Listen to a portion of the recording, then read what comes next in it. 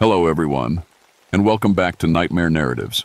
I can picture some of you already in bed, maybe some of you just getting home from work. Wherever you are, whatever time it is, I'm glad you're here. If this helps you relax or sleep, please like and subscribe. It means a lot. Now let's get you comfortable, and I'll tell you tonight's story. My name is Miranda Stillwater, and I've been a ranger on the Blue Ridge Parkway for 14 years. Long enough to know every trail, every overlook, every hidden valley where the fog settles like a blanket. Long enough to stop being surprised by what tourists do. The selfies on cliff edges, the bear encounters, the ones who think flip-flops are hiking boots. But I never thought rocks could sing. My mama's family came from these mountains, way back. Appalachian people through and through. She used to tell me stories about the Cherokee who lived here before the soldiers came. Said the mountains remember everything. I nodded along like kids do, never really believing. I wish I'd listened better. It started in March of 1981, right when the weather was turning. I was up near Grandfather Mountain doing my usual rounds, checking trail conditions, looking for winter damage. The radio on my hip crackled. "Miranda, you there?" It was Bobby at the ranger station. "Yeah, I'm here." "We got another one." Hikers reported hearing music up by the granite outcrops. Said it was beautiful, but there's nobody up there with instruments. I sighed. This was the third call like this in 2 weeks. Probably just whined through the rocks. You know how it sounds sometimes.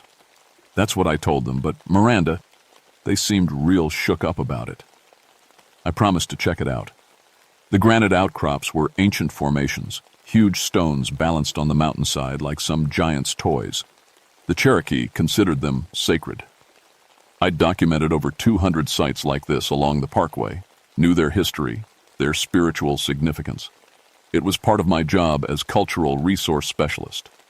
The climb took 40 minutes.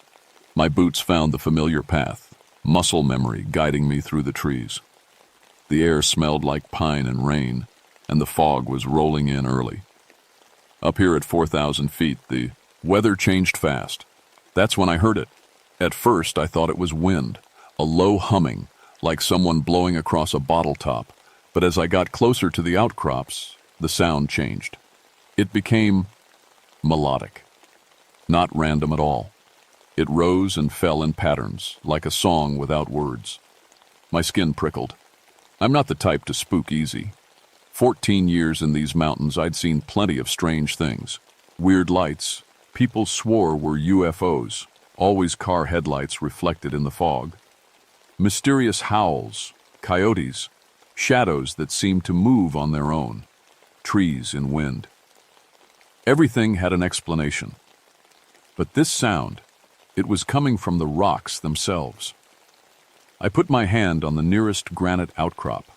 The stone was warm, which didn't make sense. It was 50 degrees out, and this side faced away from any sun. But the warmth wasn't the weird part. The rock was vibrating, just slightly, like a tuning fork. The humming grew louder. I should have left right then. Should have radioed Bobby and said the hikers were right, something strange was happening. We needed to bring in experts. But 14 years of training told me there had to be a rational explanation. Underground stream causing resonance, geological pressure, something. I circled the formation, placing my hand on each stone. All of them were warm, all of them humming. And as the fog thickened around me, the sound started to change again. It sounded like voices. Not words I could understand, but the rhythm, the way the notes rose and fell. It was like chanting, like a ceremony. My mama's stories bubbled up from memory. Cherokee ceremonies that lasted all night, songs that connected earth and sky. "Hello," I called out, feeling stupid. "Anyone up here?" The chanting continued. Multiple voices now, harmonizing in ways that shouldn't be possible from wind and stone. That's when I saw him. A man sitting on a rock about 30 feet away, barely visible through the fog. He wasn't moving, just sitting there, facing the largest outcrop, perfectly still. "Hey!" I moved toward him. "Sir, are you okay?" "No." Response. I got closer. He was young, maybe 25, wearing hiking gear. His eyes were open, staring at the rocks. But when I waved my hand in front of his face, he didn't blink. Sir, can you hear me? I touched his shoulder. His skin was cold through his jacket. How long had he been sitting here? I grabbed my radio. Bobby, I need medical up at the granite outcrops. Got an unresponsive hiker. The radio crackled with static. Say again? You're breaking up. Medical assistance. Granite outcrops. One hiker. Unresponsive. More static. Then nothing. The chanting from the stones grew louder. The young man's lips began to move, but no sound came out. He was mouthing words in time with the music. My training kicked in. I checked his pulse. Steady, but slow. Pupils dilated. No obvious injuries. But something was very wrong. I tried the radio again. Nothing but static. The fog pressed closer. The stones sang. And as I knelt there beside this stranger, trying to figure out what to do, I realized the chanting had words now. I couldn't understand the language, but I could hear them clear as day, rising and falling, calling. The young man suddenly turned his head to look at me. His eyes were blank, empty, but his mouth kept moving, kept forming those silent words. Then he smiled. I stumbled backward. "We've been waiting," he said. But it wasn't his voice. It was deeper, older, and it spoke with the same rhythm as the stones. That's when I ran. I crashed through the fog, half sliding down the trail, my radio clutched in my hand. It wasn't until I got below 3,000 feet that the static cleared and Bobby's voice came through. "Randa? Miranda, come in." "I'm here. I'm okay." I was breathing hard, leaning against a tree. "Send a team up to the outcrops. There's a hiker up there. Something's wrong with him." "What kind of wrong?" How could I explain? "Just send someone. And Bobby, don't go alone." 2 hours later, I sat in the ranger station while Bobby and 3 others brought the young man down on a stretcher. He was still unresponsive, still had that empty look in his eyes. The paramedics rushed him to the hospital in Boone. "What happened up there?" Bobby asked. He'd known me long enough to see I was shaken. "I don't know." It was the truth. He was just sitting there, like he'd been there for hours. And the rocks... The singing? I nodded. "It's real. I heard it. The stones are making sounds they shouldn't be able to make." Bobby scratched his beard. He was 53, been a ranger since the parkway first opened. Seen everything. "Weather's been strange. Might be pressure changes, air moving through cracks in the rock." "It sounded like voices, Bobby. Like people chanting." He didn't say anything for a minute, then, "You know what this area meant to the Cherokee?" "Of course. Sacred sites, ceremony grounds." "My grandmother was Cherokee. She used to say the mountains hold memories, that the rocks remember everything that happened here." He looked uncomfortable. Never put much stock in it myself. That night, I couldn't sleep. I kept hearing the chanting, seeing that young man's empty eyes. Around midnight, I gave up and opened my laptop. Started searching. Hikers missing Blue Ridge Mountains. The results made my stomach drop. 12 people in the last 6 months. All disappeared near granite formations in the Grandfather Mountain area. Most were found within a few days, but the details were strange. Each one had been discovered sitting near a cliff edge or rock formation, completely unresponsive, like the man I'd found. I clicked through news articles. Hiker found catatonic. Mystery illness strikes mountain visitors. Experts baffled by strange cases. All of them had been near sites I knew were sacred to the Cherokee. Pulled out my notes from years of documentation. The outcrops where I'd found the young man, I'd marked it as a ceremony site based on artifacts found nearby. The other locations where hikers had been found? Sacred sites, every single one. My phone rang. Bobby. The hospital called. The hiker's name is David Brennan, college student from Virginia. He's awake, but... Bobby paused. They're saying he's got some kind of brain damage. His scans show weird electrical activity. And Miranda, he's the 12th one. I know, I've been reading about it. There's something else. They want to send a specialist, not a doctor, a geologist. Guy named William Rockford. Apparently, he's been studying acoustic phenomena in rock formations. The hospital called him because of what the hikers kept saying before they went silent. What did they say? They said the stones were calling their names. Dr. William Rockford arrived 2 days later. He was 45, tall and thin, with the kind of sharp eyes that missed nothing. He carried cases of equipment and an expression that said he didn't believe in anything he couldn't measure. Ranger Stillwater. He shook my hand. I understand you heard these sounds firsthand. I did. And you found the latest victim? I didn't like him calling David Brennan a victim, but it fit. Yes. Good. I'll need you to take me to the exact location. I want to set up monitoring equipment, run some tests. This is likely a natural phenomenon. Infrasound, perhaps, or electromagnetic interference affecting the brain. But the pattern is interesting. 12 cases in 6 months, all in the same general area. There's something specific about these rock formations. We hiked up the next morning, me and Rockford and Bobby. The geologist had us carrying heavy cases of equipment. He talked the whole way, explaining theories about subsonic frequencies and acoustic resonance. I half listened. My attention was on the sounds of the forest. The birds had gone quiet. Dr. Rockford, I said as we neared the outcrops, be careful up here. Whatever this is, there's a rational explanation for everything, Ranger, I assure you. That's what I'd thought too. 2 days ago. The fog was back, thick as cotton. We could barely see 10 feet ahead, but we could hear the humming. Even Bobby, who'd been skeptical, stopped in his tracks. That's not wind, he said quietly. Rockford pulled out a device that looked like a fancy microphone. He moved around the stones, watching numbers on a display. His expression changed from confident to confused to something like fear. This is impossible, he muttered.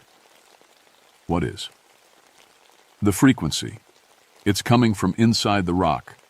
Solid granite doesn't produce sound like this. It can't. He looked at me.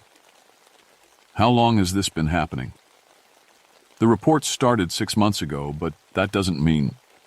6 months ago was the spring equinox. A new voice. We all turned. An old man stood at the edge of the fog.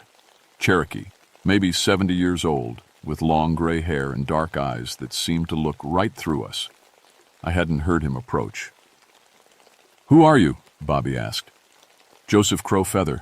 I'm here because the ancestors sent me. He looked at the stones. You're disturbing something that should have been left alone. Rockford looked annoyed. Sir, this is a scientific investigation. Science won't help you understand what's happening here. Joseph moved closer. His voice was gentle but firm. These are the stones that remember pain. Our people bound their voices here during the forced removal, in 1838 when the soldiers came to march us west. The medicine men performed a ceremony to keep our spirits tied to this land, to wait until we could return. My skin went cold. The Trail of Tears started here? One of the departure points, yes. Thousands of our people gathered in these mountains before the march west. Thousands who never saw their homeland again. Joseph placed his hand on one of the stones. The Medes, sign men knew what was coming. So they created a way for the ancestors to remain, to wait. They bound their voices in the stone. That's not possible, Rockford said, but his voice wavered. The stones are singing because our people are waking up. They're calling the Cherokee home, but the world has changed. Modern people come near and the ancestors try to connect with them, but it's like trying to pour an ocean into a cup. The human mind breaks. The humming grew louder. In the fog around us, I started to see shapes. Vague at first, but becoming clearer. People, dozens of them, walking slowly through the mist. Bobby grabbed my arm. You seeing this? I was. Men, women, children, all moving toward the stones. Their faces were sad, so sad. And they were looking at us, through us. Rockford had gone pale. His device beeped frantically. The readings, this is... One of the figures moved closer to him. An old woman, wearing traditional Cherokee clothing. She reached out her hand. The geologist screamed. Rockford collapsed. Bobby and I grabbed him before he hit the rocks, dragging him backward away from the stones. The figures in the fog watched, but didn't follow. "We need to get him down," I said. Joseph Crow Feather stood calmly, as if none of this surprised him. "The ancestors are strongest at the ceremony sites. The stones amplify their presence." "Why are they doing this?" My voice came out sharper than I meant. I was scared, and anger felt safer than fear. "They don't mean harm. They're trying to come home." Joseph looked at the unconscious geologist. "But bridging past and present, it's not meant for everyone. This one has a strong mind. He might survive the connection." "Survive?" Bobby's voice cracked. "What do you mean, survive?" We didn't wait for an answer. Bobby and I carried Rockford down the mountain, leaving the equipment behind. Joseph followed silently. The whole way down, I could hear the singing. It followed us like a shadow. At the ranger station, we laid Rockford on a couch. His eyes were moving behind his closed lids, like he was dreaming, or watching something. Every few seconds, his lips moved, forming words I couldn't hear. "Hospital?" Bobby suggested. "They can't help him," Joseph said. "He's not sick. He's connecting." "Connecting to what?" "To the ones who died on the march, to their memories, their pain, their knowledge." Joseph sat down across from the unconscious man. "It happened to the others too. The ancestors reached out trying to share their story. But modern minds aren't prepared. They break under the weight of so much history, so much grief." I thought about David Brennan in the hospital, about the 11 others before him. Can they recover? Some will, some won't. It depends how deep the connection goes. Rockford's eyes snapped open, but they weren't his eyes anymore. They were darker, older, full of an intelligence that didn't belong to the 45-year-old geologist. "Osio," he said. "Hello in Cherokee." Bobby took a step back. I stayed frozen. "Who are you?" I asked. The thing wearing Rockford's face smiled. "I am Swimming Bear. I was medicine man for my people. I performed the stone ceremony in the winter of 1838 before the soldiers came. I bound our voices to the mountains so we would never truly leave." "Why?" My voice shook. "Why are you doing this to people?" "We are calling our children home. The Cherokee who remain carry our blood. We want them to return, to remember who they are, but—" He looked down at Rockford's hands. "The others who come, the ones without Cherokee blood, we don't mean to harm them. We reach out because we are so alone, so lost. We've been trapped in stone for over 100 years, feeling everything, unable to speak. Until now." "What changed 6 months ago?" Swimming Bear stood. Rockford's body moved differently now, with a grace that didn't match the geologist's usual awkward gait. "The conditions became right. The Earth's energy, the position of stars, the gathering of our people's descendants in nearby cities, all of it aligned. The songs could finally be heard again." Joseph Crow Feather spoke in Cherokee. Swimming Bear answered, in the same language. They talked for several minutes while Bobby and I stood there, helpless. Finally, Joseph turned to us. He says more stones are waking. The singing will spread to every Cherokee sacred site along the Blue Ridge. The ancestors are coming back, whether we're ready or not. Over the next week, it got worse. Reports came in from all along the parkway. Hikers hearing music near rock formations. People found catatonic at overlooks, on cliff edges, sitting in the middle of trails. The news picked it up. Mystery illness strikes Blue Ridge Mountains. Strange phenomenon baffles experts. The Cherokee Nation sent spiritual advisors. But when they arrived at the singing stones, something strange happened. The ancestors rejected them.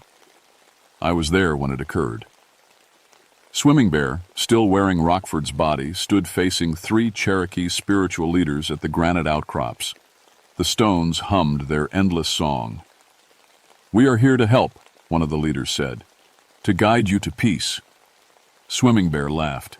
It was a bitter sound. "You've forgotten who you are. You speak our language with white men's tongues. You perform ceremonies learned from books, not from your grandmothers. We don't recognize you as our children." The spiritual leader looked stung. "We've done our best to preserve the ways. You live in their houses, drive their cars, worship their gods. You are Cherokee in name only." Swimming Bear turned to the stones. "We are calling the true descendants, the ones who remember in their blood, even if their minds have forgotten." That night, alone in my cabin, I felt it, a pull, like someone was calling my name, but not with words. A feeling deep in my chest, like homesickness for a place I'd never been. I tried to sleep but couldn't.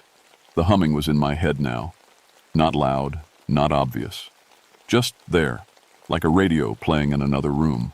Almost peaceful, almost. At 2 a.m., I gave up and drove to my mother's house. She was still awake, sitting in her kitchen with a cup of tea. "Mama, I need to ask you something." She looked up, looked at me for a long time, then, "You've heard them. You know about this?" "My grandmother made me promise never to speak of it, said it would bring trouble." She gestured for me to sit. Her mother was Cherokee, married a white man to stay safe when the removals were happening. Changed her name, hid everything about who she was, raised her children white. My hands started shaking. That means you have Cherokee blood, baby. Not much, but enough." Mama reached across the table and took my hand. "Enough that they know you're there. Enough that they're calling you home." The humming in my head grew louder. By the second week, the phenomenon had spread across 200 miles of the Blue Ridge. Every documented Cherokee sacred site was singing. The effect was reaching beyond the mountains now. Cherokee descendants living in Charlotte, Asheville, even as far as Atlanta, they reported hearing the songs in their sleep.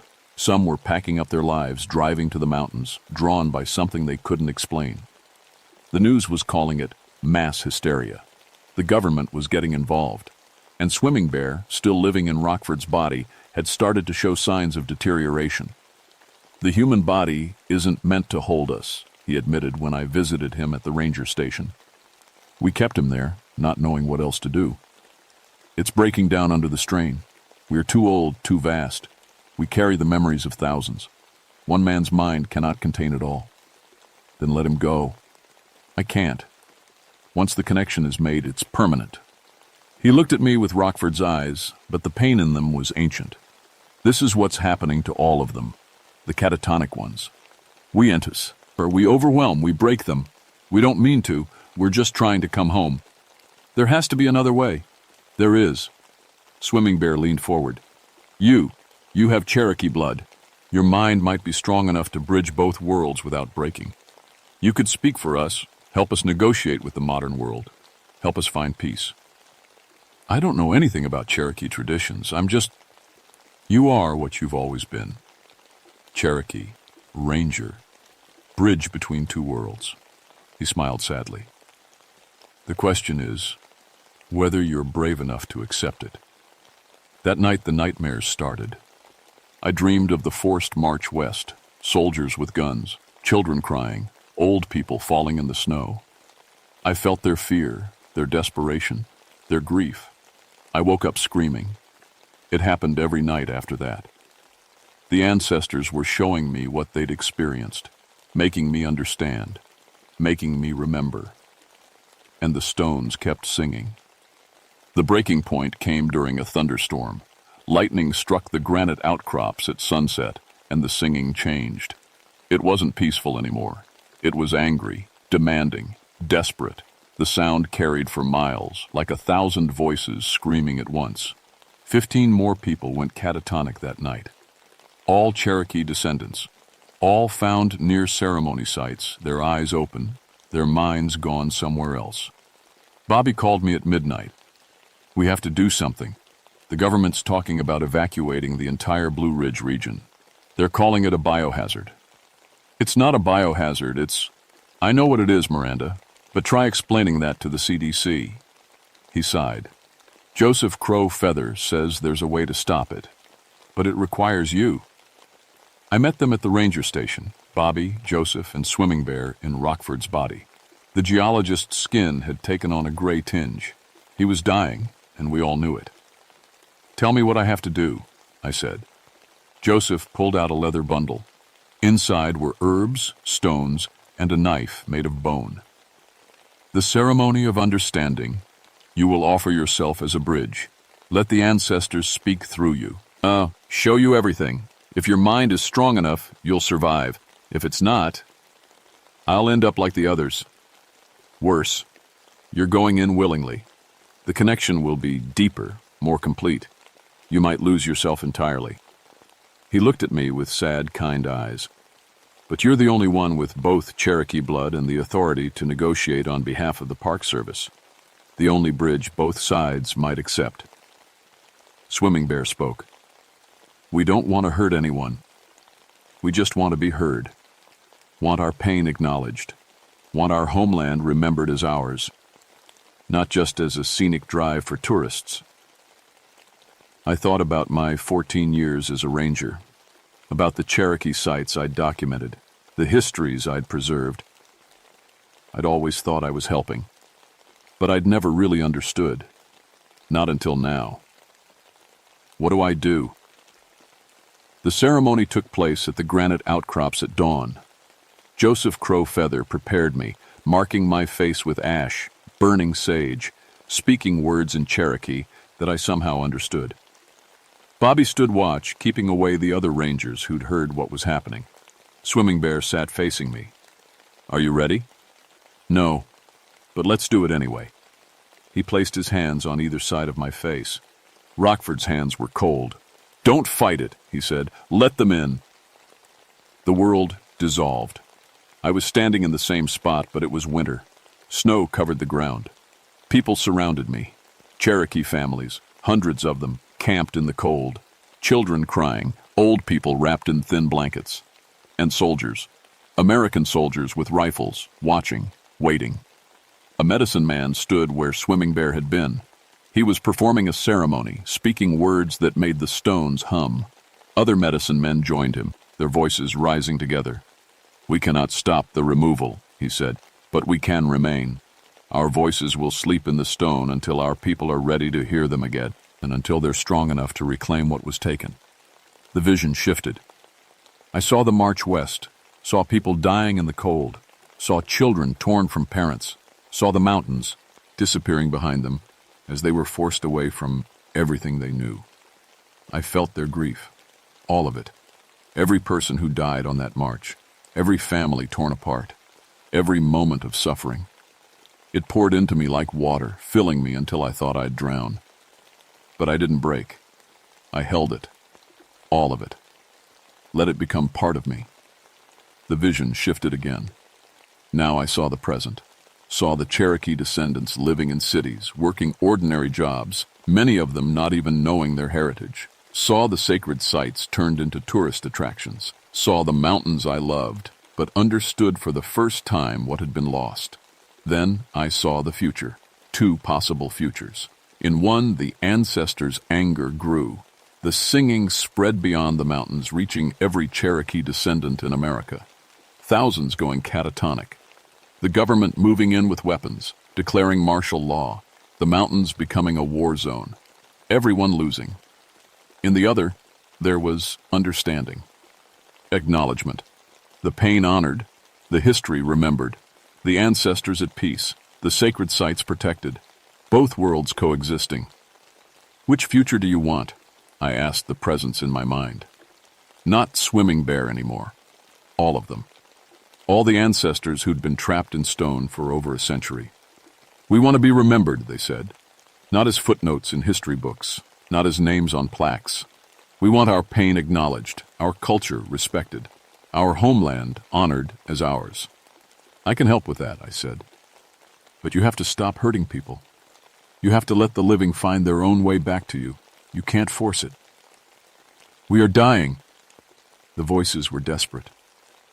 Rockford's body fails. The other connections are fading. Soon the stones will go silent again. We'll be alone for another century. No, I won't let that happen. But it has to be done right, with respect, with understanding from both sides. You promise? I promise. The world rushed back. I gasped, falling forward. Joseph Crowfeather caught me. Behind him, Swimming Bear collapsed. Rockford's body hit the ground, and I knew the ancestor was gone. Did it work? Bobby asked. I looked at the stones. They were still humming, but softly now, peacefully, like a memorial instead of a demand. It worked, I said, but now comes the hard part. Dr. William Rockford woke up in the hospital 3 days later. He remembered everything, both his own life and the life of Swimming Bear. The memories of a medicine man who'd lived 143 years ago were now part of him. He cried for an hour when he first woke up, grieving for people he'd never met but knew intimately. I understand now, he told me when I visited.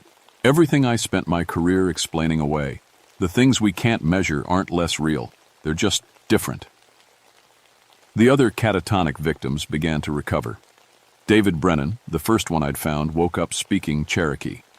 He'd never studied the language. The others reported similar experiences, memories that weren't theirs, knowledge they shouldn't have, and a deep connection to mountains they'd never seen before. The Cherokee Nation sent different advisors this time, elders who understood both worlds, who'd maintained the old ways while living in the modern one. Together with the Park Service, we developed a plan. The sacred sites would be officially recognized and protected, not closed to visitors, but respected. Educational programs would teach the true history, the trail of tears, the forced removal, the ongoing trauma. The singing stones would remain, but as a memorial. I worked with both sides, translating not just words but understanding. The ancestors communicated through dreams now, gentle and patient. They were satisfied, mostly. Their pain had been acknowledged. Their story would be told, it too. Okay, months to implement.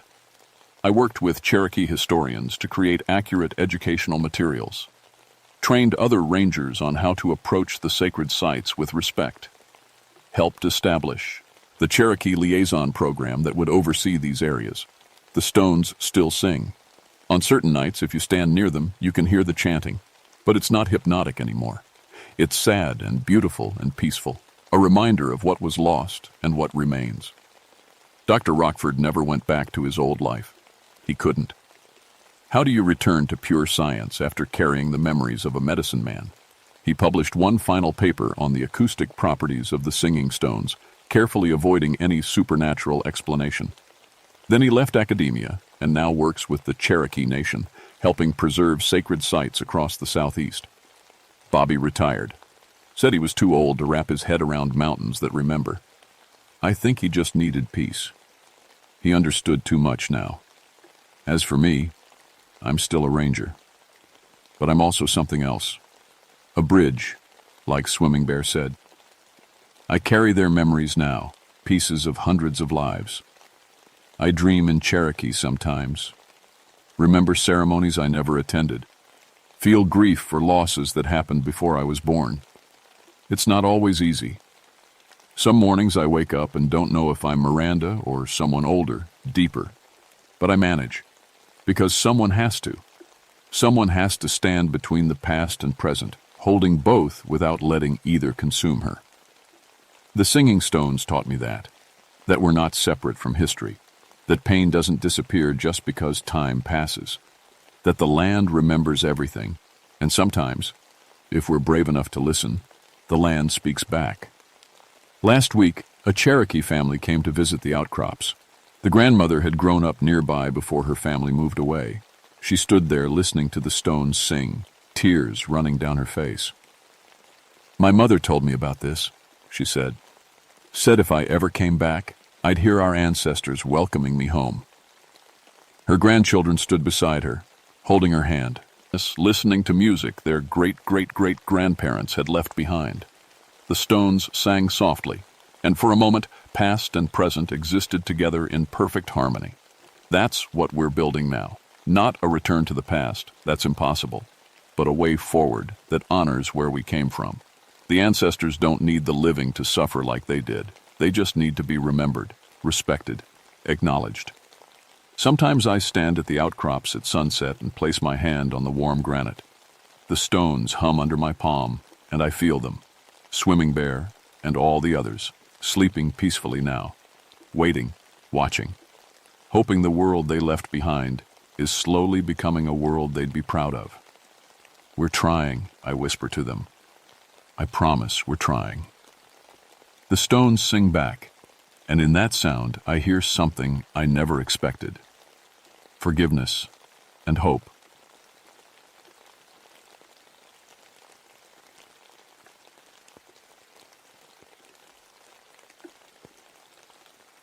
My name is Caleb Moonhunter, and I've been a ranger in the Monongahela National Forest for 16 years. People always ask about my last name. Yeah, it's real. My grandmother was full Cherokee, and she said our ancestors hunted by moonlight in these same mountains 200 years ago. I guess tracking runs in the blood. I know these ridges better than I know my own living room. Every deer path, every limestone cave, every hidden spring. I've tracked black bears through morning fog so thick you couldn't see your own boots. I've found lost hikers who'd been wandering in circles for 3 days. Once, I tracked an escaped prisoner for 48 hours straight through a snowstorm, found him hypothermic in a hollow log, crying and grateful to see me. What I'm trying to say is, I'm not someone who spooks easy. I don't believe in ghost stories or monsters, or at least I didn't. It was late October when things started going wrong.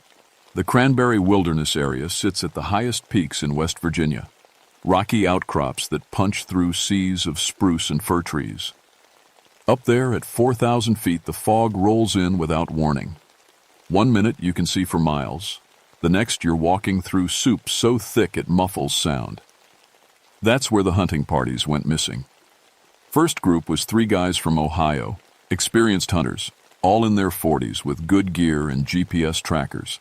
They'd registered their campsite properly, followed all the rules. When they didn't check out on Sunday, we went looking. We found their camp on the second day of searching. The tents were shredded, not cut, but torn apart like something had ripped through the fabric with claws. Sleeping bags pulled out and scattered, food containers crushed and empty. But what made my stomach turn was the blood. Not puddles of it, trails. Drag marks leading away from the campsite in 3 different directions. It's like the men had been pulled into the woods. I've seen bear attacks. This wasn't that. "Cal, you need to see this," my partner called. Patricia Ironside, we called her Pat, was examining something by the fire pit. She'd been a ranger for 12 years, tough as nails, didn't rattle easy. She was rattled now. I walked over and looked where she was pointing. Footprints in the soft dirt around the campfire. Boot prints at first, normal hiking boots, the kind any of us would wear. But then they changed. The boot treads disappeared, replaced by bare feet. Human feet. Except these feet had toes that were too long, and each print showed deep gouges in the dirt where claws had dug in. "Animal got into someone's boots?" Pat suggested, but her voice said she didn't believe it. "Animal with human feet?" I knelt down, studying the tracks. They led away from the camp, up toward the ridge. And look at the stride length. Whatever made these was running. We followed the trail for about a quarter mile. The prints went up a rock face that was almost vertical. 70-degree angle. Wet stone covered in moss. No way a human could climb that without gear. But the prints went straight up the cliff face, those long toes with claws finding purchase in tiny cracks. Pat and I looked at each other. Neither of us said what we were thinking. We found the first body the next day, or what was left of it. Jake Morrison, according to the ID in his wallet. He was lying in a ravine, and at first I thought maybe he'd fallen. But his injuries weren't from any fall. The bites were the worst part. Human teeth marks, I've seen enough dental impressions to know, but mixed with something else. Canine teeth, long and sharp, tearing into the flesh. His hands showed defensive wounds, deep scratches like he'd fought back against someone with claws. "Pack attack," Pat said quietly. "Look at the pattern." He was sure. Rounded. Attacked from multiple angles at once. She was right. Whatever killed Jake Morrison had hunted with the intelligence and coordination of wolves, but with human hands and teeth. We found Jake Morrison's hunting partner, Tom Chen, 2 miles away. He was alive, but barely. Huddled in a small cave, shaking so hard his teeth were chattering despite the sleeping bag wrapped around him. His eyes had that 1,000-yard stare I'd seen on Vietnam vets. "Tom, I'm Caleb, Park Service. You're safe now." His eyes focused on me slowly. "Safe? Safe?" He started laughing, this high-pitched sound that made my skin crawl. "Nothing's safe up here. They're still out there, watching." Pat brought him water while I radioed for a medical evacuation. Tom drank like he hadn't had water in days, which didn't make sense. His canteen was still half full. "What happened to your group?" I asked gently. Tom's hands started shaking again. "First night, we heard howling. But it wasn't coyotes. It sounded wrong, like someone trying to imitate a wolf but getting it slightly off, you know?" He wiped his mouth. "Dave, that's the third guy in our group. He said it was just the wind through the rocks. But I've been hunting for 20 years. That wasn't wind." "When did they attack?" "Second night. We were by the fire playing cards. Jake was telling this stupid joke when the howling started again, closer this time, all around us." Dave grabbed his rifle and pointed his flashlight into the trees. Tom's voice dropped to a whisper. "That's when we saw the eyes. Yellow, like a wolf's, reflecting the light. But they were at the wrong height, 5 feet off the ground, maybe higher, and there were so many of them. A dozen, maybe more, in a circle around our camp." He grabbed my arm, his grip surprisingly strong. "They weren't standing on all fours, Caleb. They were standing like men. But the way they moved when they charged us, they dropped down and ran like animals. Fast. God, so fast." The helicopter came an hour later. As they were loading Tom onto the stretcher, he grabbed my jacket and pulled me close. "They can talk," he whispered. "When they were attacking Dave, I heard them. Words mixed in with the howling. They were coordinating, like soldiers." After they took Tom away, Pat and I sat on a boulder and looked out over the valley. The sun was setting, painting everything orange and red, beautiful and completely normal. Hard to believe something evil was hunting in these mountains. "We need to find Dave Chen," Pat said, "if he's still alive." "I know." I checked my rifle, made sure the safety was on. "But we're not going out there tonight. Whatever Tom saw, it hunts in the dark." We made camp on a rocky outcrop with clear lines of sight in all directions. Built a big fire and kept it burning bright. Took turns sleeping, 2 hours on, 2 hours off. I had my rifle across my lap for my whole watch. Around 2 in the morning, Pat shook me awake. "Listen," she whispered. At first I didn't hear anything. Then it came, that howling Tom had described. It did sound wrong, like a recording of a wolf played at the wrong speed. And it was close. Too close. I aimed my flashlight into the trees. For just a second I saw them, eyes reflecting the light, at least 8 pairs, arranged in a semicircle around our camp. Then they were gone, melting back into the darkness like they'd never been there. But I'd seen something else in that brief flash of light. One of them had been wearing the torn remains of a hunting jacket, orange fabric, the kind required by law during deer season. "Pat," I said slowly, "I think we just found Dave Chen." We radioed the main ranger station at dawn. My supervisor, Frank Miller, wasn't happy about what I was telling him. "So you're saying these hunters were killed by—" "What exactly? A pack of wolfmen?" "I'm saying something attacked them. Something that shows characteristics of both human and wolf behavior. The bite marks." "Bears," Frank interrupted. "Rabid bears. We're closing the Cranberry Wilderness area for wildlife management. You and Ironside get out of there today." "Frank, listen to me. That's an order. Moonhunter. Whatever's out there, we'll handle it with a proper team. Biologists, wildlife management. You're a ranger, not a hunter." The radio went dead. Pat looked at me. "We're not leaving, are we? Would you?" She smiled, but it didn't reach her eyes. "Hell no." We spent the morning tracking. The prints were everywhere once you knew what to look for. They moved through the forest in paths that intersected and diverged, like a patrol pattern. Military tactics. And they marked their territory. Claw scratches on trees 8 or 9 feet up, way higher than any bear could reach. That's when we found the cave system. It was hidden behind a waterfall, the entrance barely visible through the curtain of water. Old, really old. Civil War era, maybe earlier. Inside, the cave opened up into a series of connected chambers. Someone had lived here a long time ago. There were rusted tools, rotted fabric, even an old rifle so corroded it was barely recognizable. And bones. Human bones. Lots of them. Cal, Pat was looking at one of the skulls. These bones have been gnawed on. I knelt down for a closer look. She was right. The long bones had been cracked open to get at the marrow, and the teeth marks on them were human. Cannibalism, I said. During the Civil War, Confederate deserters hid out in these mountains. I've read about it. When they couldn't find food, they ate each other. Pat's voice was flat. But that was over 100 years ago. On the cave wall, someone had drawn pictures. Crude, but clear. They showed the progression. Men in uniform standing upright. Then the same men, hunched over. Then on all fours. The final drawings showed things that were more wolf than human, with elongated snouts and clawed hands. It's a story, Pat said. They were trying to warn someone, or document what was happening to them. I traced one of the figures with my finger. J. Isis. What if the cannibalism was just the start? What if eating human flesh changed them?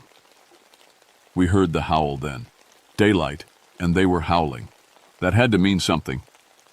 They know we're here, Pat said, bringing up her rifle. In their home. We backed toward the cave entrance, weapons ready. The howling got closer, coming from multiple directions. They were surrounding us. Through the water, I said. Move. We burst through the waterfall and ran. Behind us, I could hear them coming, the sound of bodies moving through the cave, fast and purposeful. Something between a grunt and a growl echoed off the stone walls. Pat slipped on the wet rocks outside. I grabbed her arm, hauling her up, and we ran into the forest. My lungs were burning, branches whipping against my face. I could hear them behind us, crashing through the underbrush. Close, too close. A fallen log blocked the path ahead. We vaulted it, and I turned, rifle up, ready to... Nothing. The forest was empty, silent. Where did they go? Pat gasped, scanning the trees. That's when I understood. They weren't chasing us. They were herding us. We'd run exactly where they wanted us to go. I looked around. We were in a small clearing, surrounded by thick forest on all sides. No clear escape routes. Rocky cliffs behind us.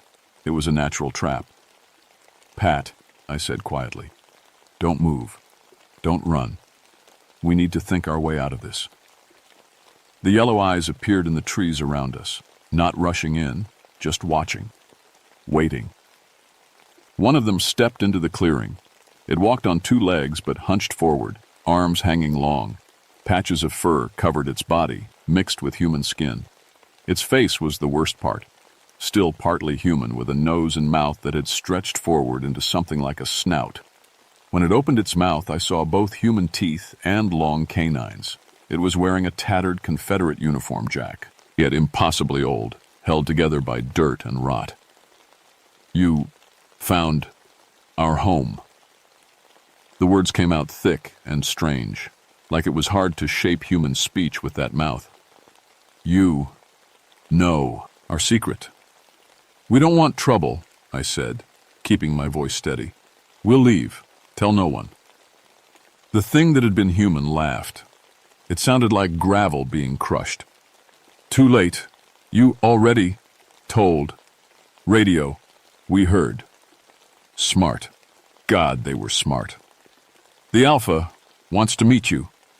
It gestured with a clawed hand toward the cliff. Bring them. More of them emerged from the trees. 7, 8, 9. Some were mostly human still. Others were nearly full wolf.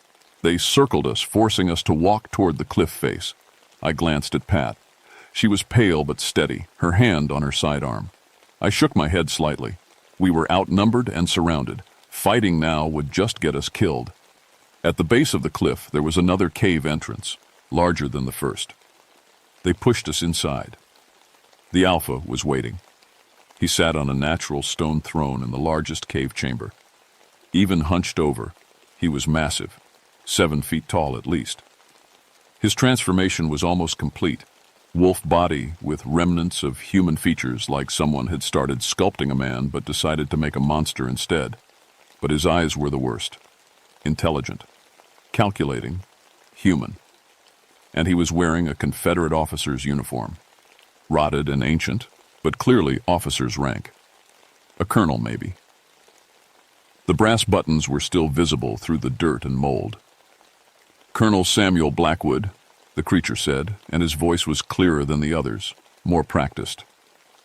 43rd Virginia Infantry, deserted after the Battle of Lewisburg, 1862, hid in these mountains with 30 men. He smiled, revealing rows of sharp teeth. Only 5 of us made it through that first winter. The others sustained us. Pat made a small sound in her throat. I wanted to reach for her hand, but didn't dare move. The Cherokee knew about this place, Blackwood continued. They told stories about skinwalkers, men who lost their way back to human form. We thought they were just tales. He stood up, towering over us. We learned different. Eating human flesh in this place, under this mountain, it changes you. Slowly.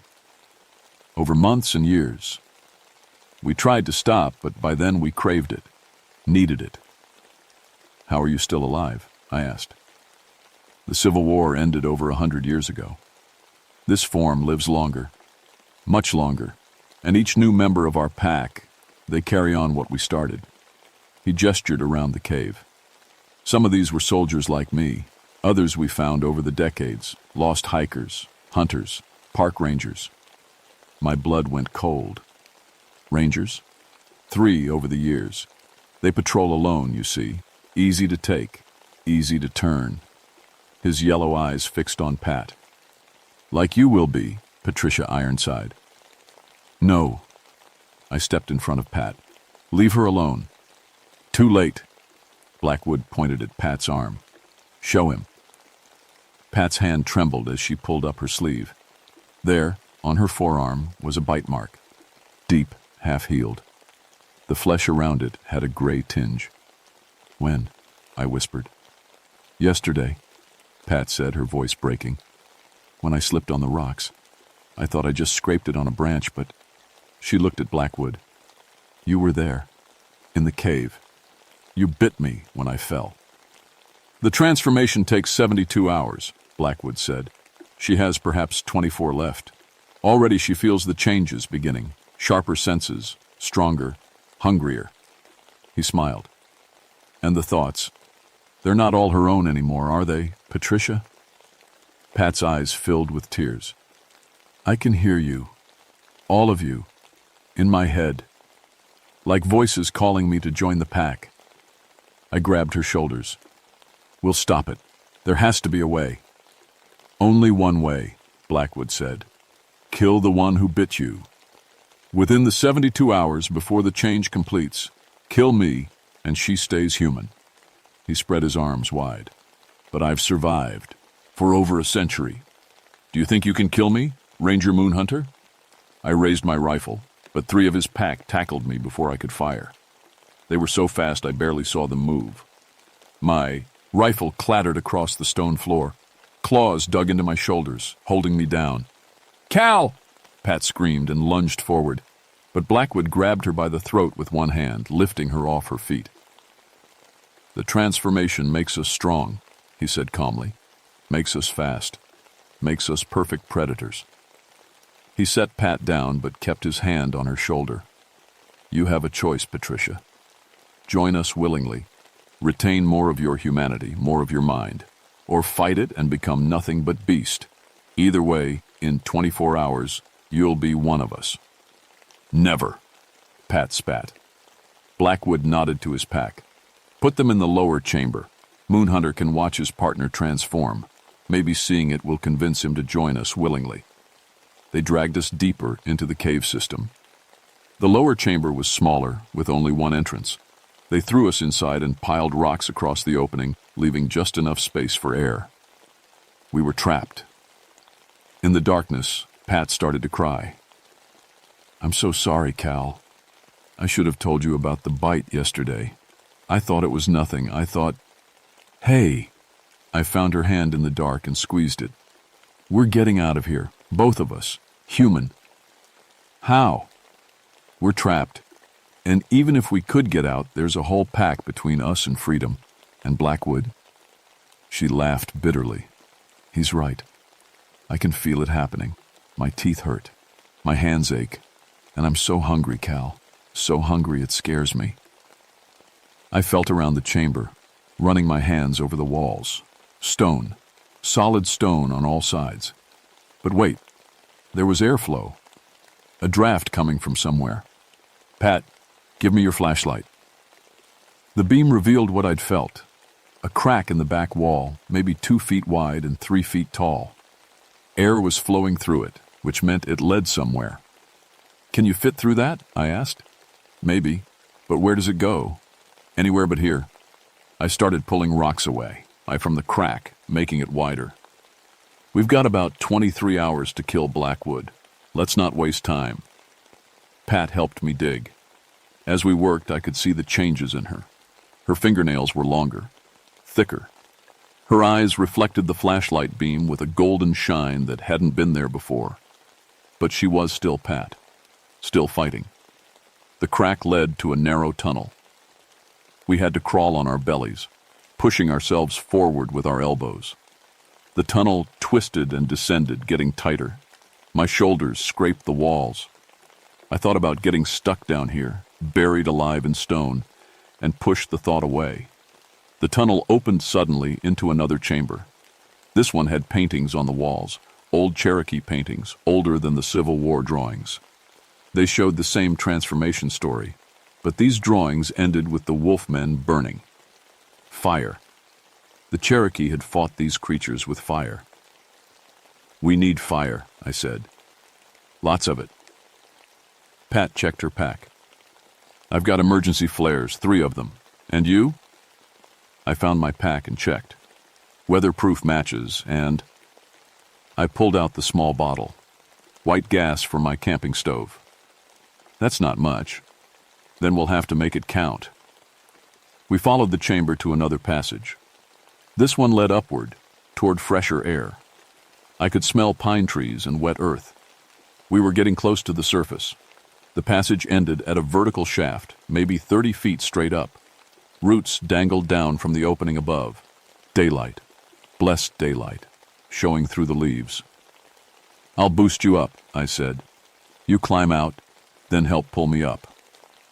Pat looked at the shaft, then at me. Cal, I need to tell you something, in case I don't make it back as me. Don't talk like that. Listen. She grabbed my arm.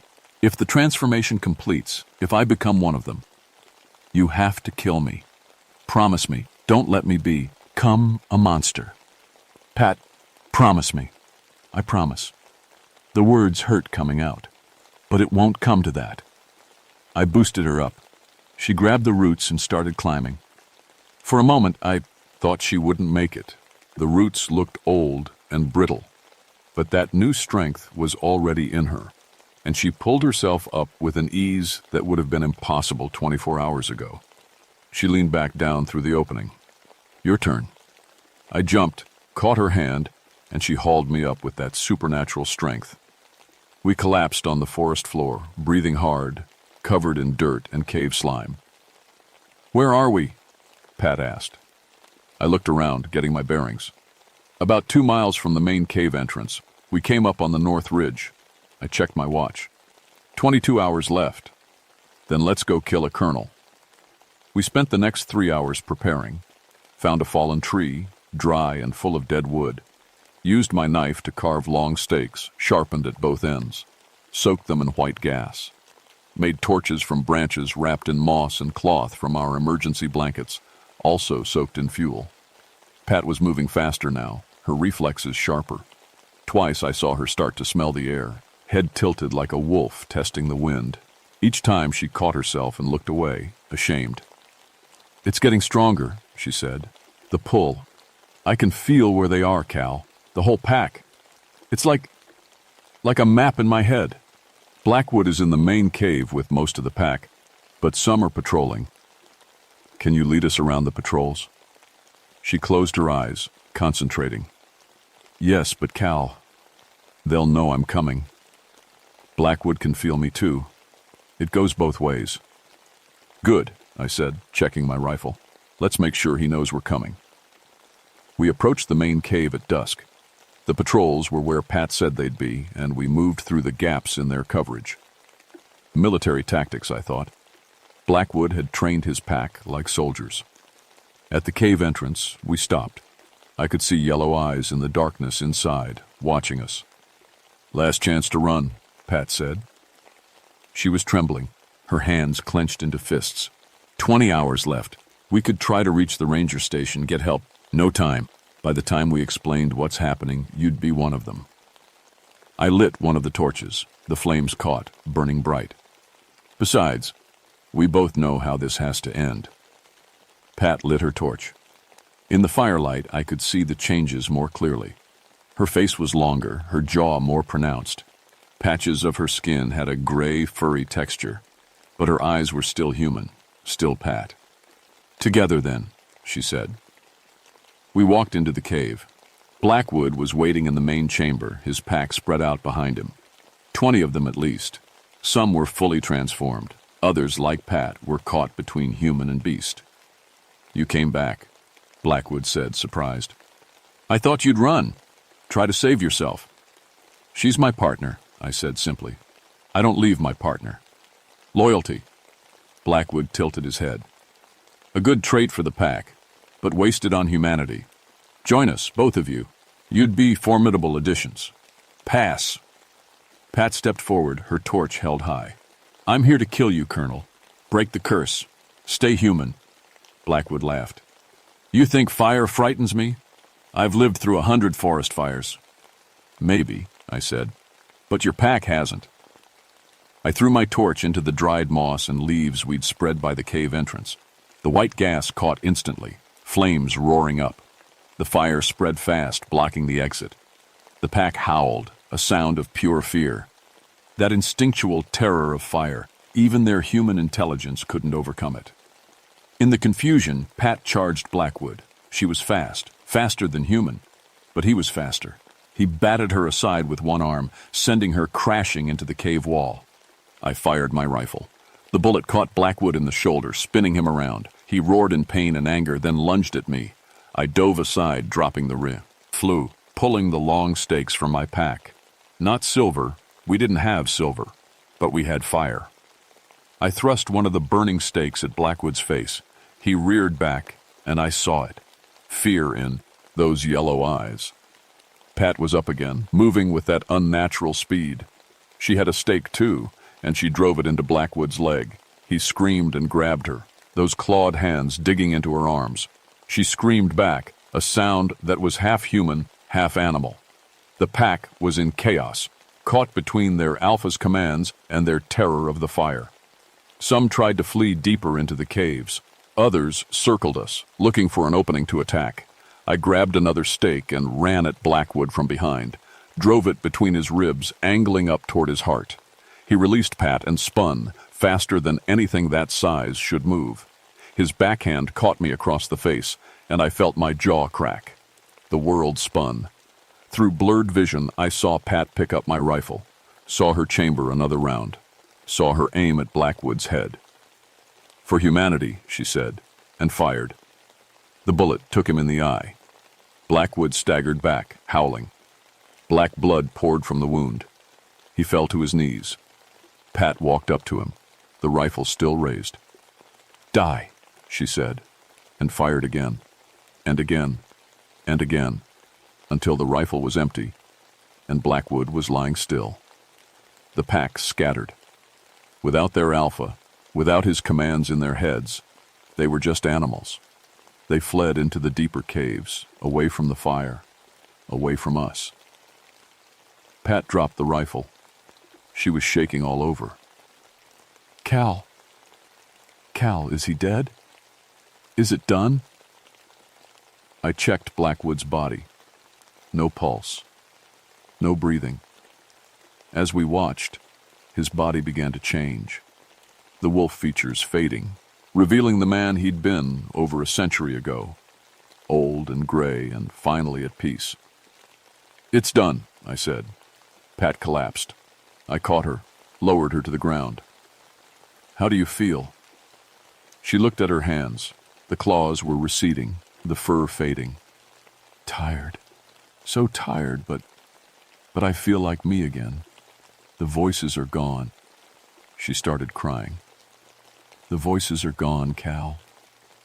We made it out through the smoke and flames. Behind us, the fire spread through the cave system, consuming everything. The old Confederate hideout, the bones, the paintings, all of it burning away. 3 days later, I sat in the ranger station writing my report. The official story was a rabid bear attack. The Cranberry Wilderness area was closed for 6 months while wildlife management cleared out the bear population.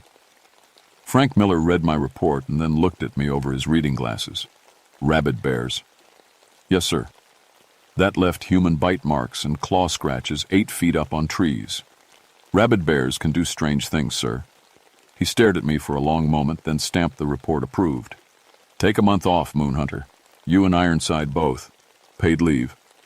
When you come back, I'm transferring you to the Cherokee National Forest in Tennessee." "Why Tennessee?" "Because there have been reports, similar to what happened here." He handed me a folder. "Hikers going missing, strange tracks, night howling, and I need someone who knows what to look for." I took the folder. "So you believe me?" "I believe these mountains have secrets older than the Park Service, older than the Civil War, older than us." He stood up. "And I believe we need rangers who can handle those secrets. Rangers who won't run when things get strange." That was 3 months ago. Pat and I start in Tennessee next week. She made a full recovery, physically at least. Sometimes I catch her testing the air with her nose or tilting her head at sounds I can't hear. The transformation left her with some enhanced senses, small reminders of what she almost became. We keep in touch with Tom Chen, the survivor from that first hunting party. He's seeing a therapist now, working through the trauma. He sent me a news article last week. Hikers missing in the Smoky Mountains. Bite marks, strange tracks. I've started carrying silver bullets in my rifle. And a blowtorch. Because Frank was right. These mountains have secrets. And some of those secrets have teeth. The Ridge Runners scattered when Blackwood died. But they're still out there. Some have probably died, unable to survive without their pack. But others have learned, adapted, maybe started new packs in new mountains. Pat and I talked about it over coffee yesterday. "We can't stop them all," she said. "There could be dozens of packs, hundreds of transformed people hiding in wilderness areas across the Appalachians." "No," I agreed. "But we can stop the ones we find. Protect the hikers and hunters who don't know what's out there." I looked at the Tennessee folder. It's what rangers do. We protect people from the dangers in the wilderness. Even when the danger used to be people? Especially then. Tonight's my last night in West Virginia. Tomorrow we drive to Tennessee, to new mountains and new threats. I'm sitting on my porch, watching the sun set over the ridges where this all began. The Cranberry Wilderness is still closed, though it will reopen in a few months. Sometimes, late at night, I wonder if we got all of Blackwood's pack. If maybe some of them survived, hiding deep in the caves, waiting for the rangers to leave so they can hunt again. Then I remember Pat, fighting through her transformation to stay human, fighting to save herself and stop Blackwood. If she could resist the curse, maybe others can too. Maybe some of the Ridge Runners want to be saved, or maybe I'm just being hopeful. Either way, I'll be ready. Silver bullets, fire, and the knowledge that sometimes the monsters in the dark used to be people like us, people who got lost in the wilderness and never found their way back. My name is Caleb Moonhunter, and I hunt things that used to be human. It's not the job I signed up for 16 years ago, but it's the job I have now. And somewhere in the Tennessee mountains, something is waiting.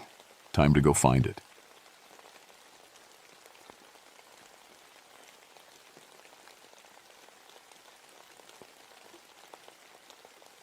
My name is Solomon Ironwood, and I've been a forest ranger for 17 years. I come from mountain people. My grandfather wore this badge, my father wore this badge, and now I wear it too. I know these Virginia mountains like I know my own hands. I know how fire moves through dry oak leaves, how it climbs pine bark, how it jumps from tree to tree when the wind picks up just right. But I never thought fire could hunt. It was August 1969, and we hadn't seen rain in 2 months. The Massanutten Mountain Range was a tinderbox waiting for a match. Every morning I'd walk my patrol routes, checking for illegal campfires, looking for cigarette butts, making sure hikers weren't being stupid.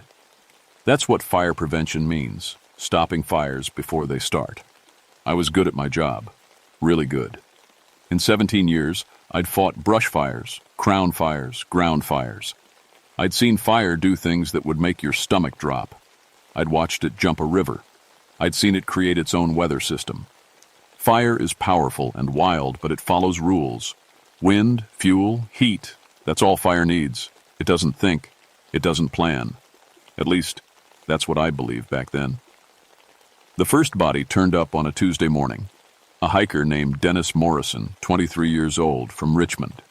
Another hiker found him just off the trail near Duncan Hollow, sitting against a tree like he'd stopped to rest. Except Dennis Morrison was dead. I got there 40 minutes after the call came in. The other hiker, a college kid who looked ready to throw up, waited by the trail marker. "He's just sitting there," the kid kept saying. "He's just sitting there like he fell asleep." I walked into the woods with my radio and my first aid kit, even though I already knew there was nothing to aid. You can tell death from a distance. It has a stillness that living things don't have. Dennis Morrison sat with his back against a big oak tree, his arms resting on his knees. His eyes were closed. His hiking pack was still on his shoulders. He looked peaceful, like he really had just dozed off in the shade. But his skin was wrong. I've seen dead bodies before. Heart attacks on the trail, people who pushed themselves too hard. But Dennis Morrison's skin looked like old leather left in the sun. His face was wrinkled and dry, his lips pulled back from his teeth. His hands looked like mummy hands, all bones and papery skin. He looked like he'd been dead for weeks, not hours, like something had sucked all the water right out of him. I radioed for help and checked the area while I waited. No signs of struggle, no blood. His canteen was full. His clothes weren't torn or dirty. There was no campfire nearby, no burn marks on the trees. The weird thing was, the ground around him was bone dry, drier than the rest of the forest, like something had baked the earth itself. Captain Maria Stormcrow arrived with the medical examiner an hour later. Maria was new to our station, transferred from a military firefighting unit out west. She specialized in what she called unusual fire patterns, basically the weird stuff that didn't follow normal fire behavior. She was 35, Creek Nation, and she noticed things other people missed. She walked around the body 3 times before she said anything. "No burn marks," she said finally. "But look at the tree bark behind him." I looked. The oak bark had small cracks in it, like it had been exposed to heat. Not enough to char it, but enough to dry it out. "Heat damage," Maria said, "without fire." The medical examiner loaded Dennis Morrison into a body bag. His body was so dried out he barely weighed anything, like all the water in him had just gone. "Dehydration," the examiner said. "Extreme dehydration. Maybe he ran out of water and his body just gave up." But hey, his canteen was full. I kept thinking about that. That night I couldn't sleep. I kept seeing Dennis Morrison's papery skin, his dried out hands. I got up at 2 a.m. and made coffee, sitting at my kitchen table with a map of the George Washington National Forest spread out in front of me. Duncan Hollow. That's where we found him. The area had history, old history. Civil War skirmishes. Before that, Cherokee hunting grounds. My grandfather used to tell stories about the mountains, about places where bad things happened and left a mark. He'd point to certain valleys and say, "Don't camp there after dark." Don't ask me why, just don't. Duncan Hollow was one of those places. I traced my finger along the map, following the trail lines. The Massanutten Range had dozens of caves, limestone caverns that went deep into the mountain. Some were mapped, most weren't. As a kid, I'd explored a few with my father. He'd always bring a rope and extra flashlights, and he'd always say the same thing before we went in. Respect the mountain. It's older than us, and it'll be here long after we're gone. I believed him then. I believe him more now. The second body showed up 3 days later. Sarah Chen, 31, a botanist from the university. She'd been collecting plant samples in the national forest, working on some study about drought-resistant species. Her research partner found her in a clearing near Strickler Knob, lying on her back with her sample kit beside her. Same thing. Dried out like a raisin, skin like old leather, empty eyes staring at the sky. But this time, there were details that made my skin crawl. Her notebook was open next to her, and the last entry was from the moment she died. The handwriting started normal, then got shaky, then stopped mid-word. I read it while Maria photographed the scene. Temperature rising, no sun, no fire, just heat. It's inside me. That's where it ended. Look at this, Maria said. She pointed to the ground around Sarah's body. The grass was dead in a perfect circle, about 10 feet across. Not burned, just dead and gray, it had been cooked from underneath. And in that circle, the dirt had patterns. Not random patterns, geometric ones, lines and angles that didn't look natural. Fire does this sometimes, Maria said, but her voice said she didn't believe it. Weird patterns in the burn zone, but there's no char, no ash, nothing burned here. I took photos from every angle. Something was very wrong, and I needed evidence that I wasn't crazy. That afternoon, we interviewed Sarah's research partner, a nervous grad student named Tim. He'd been working a different section of the forest when Sarah died. She radioed me around noon, Tim said. Said she was finding really interesting specimens. Lots of dead undergrowth, but some plants were thriving. She wanted to document it. He swallowed hard. An hour later, I tried to call her back. No answer. So I hiked over and found her. Did she mention feeling sick? I asked. Hot? Dizzy? No. She sounded excited. Normal. Tim's hands shook. What killed her? The examiner said dehydration, but that doesn't make sense. She had water. She had food. You don't just die like that. Maria and I exchanged looks. No, you don't. We started calling other ranger stations, asking if they'd seen anything similar. Most of them laughed it off. Heat stroke, they said. People underestimate the mountains. But one old ranger from Shenandoah, a guy named Pickett who'd been working the forests since the 1940s, he didn't laugh. You say the bodies are dried out? Pickett asked over the phone. Perfect circle of dead grass? Patterns in the dirt?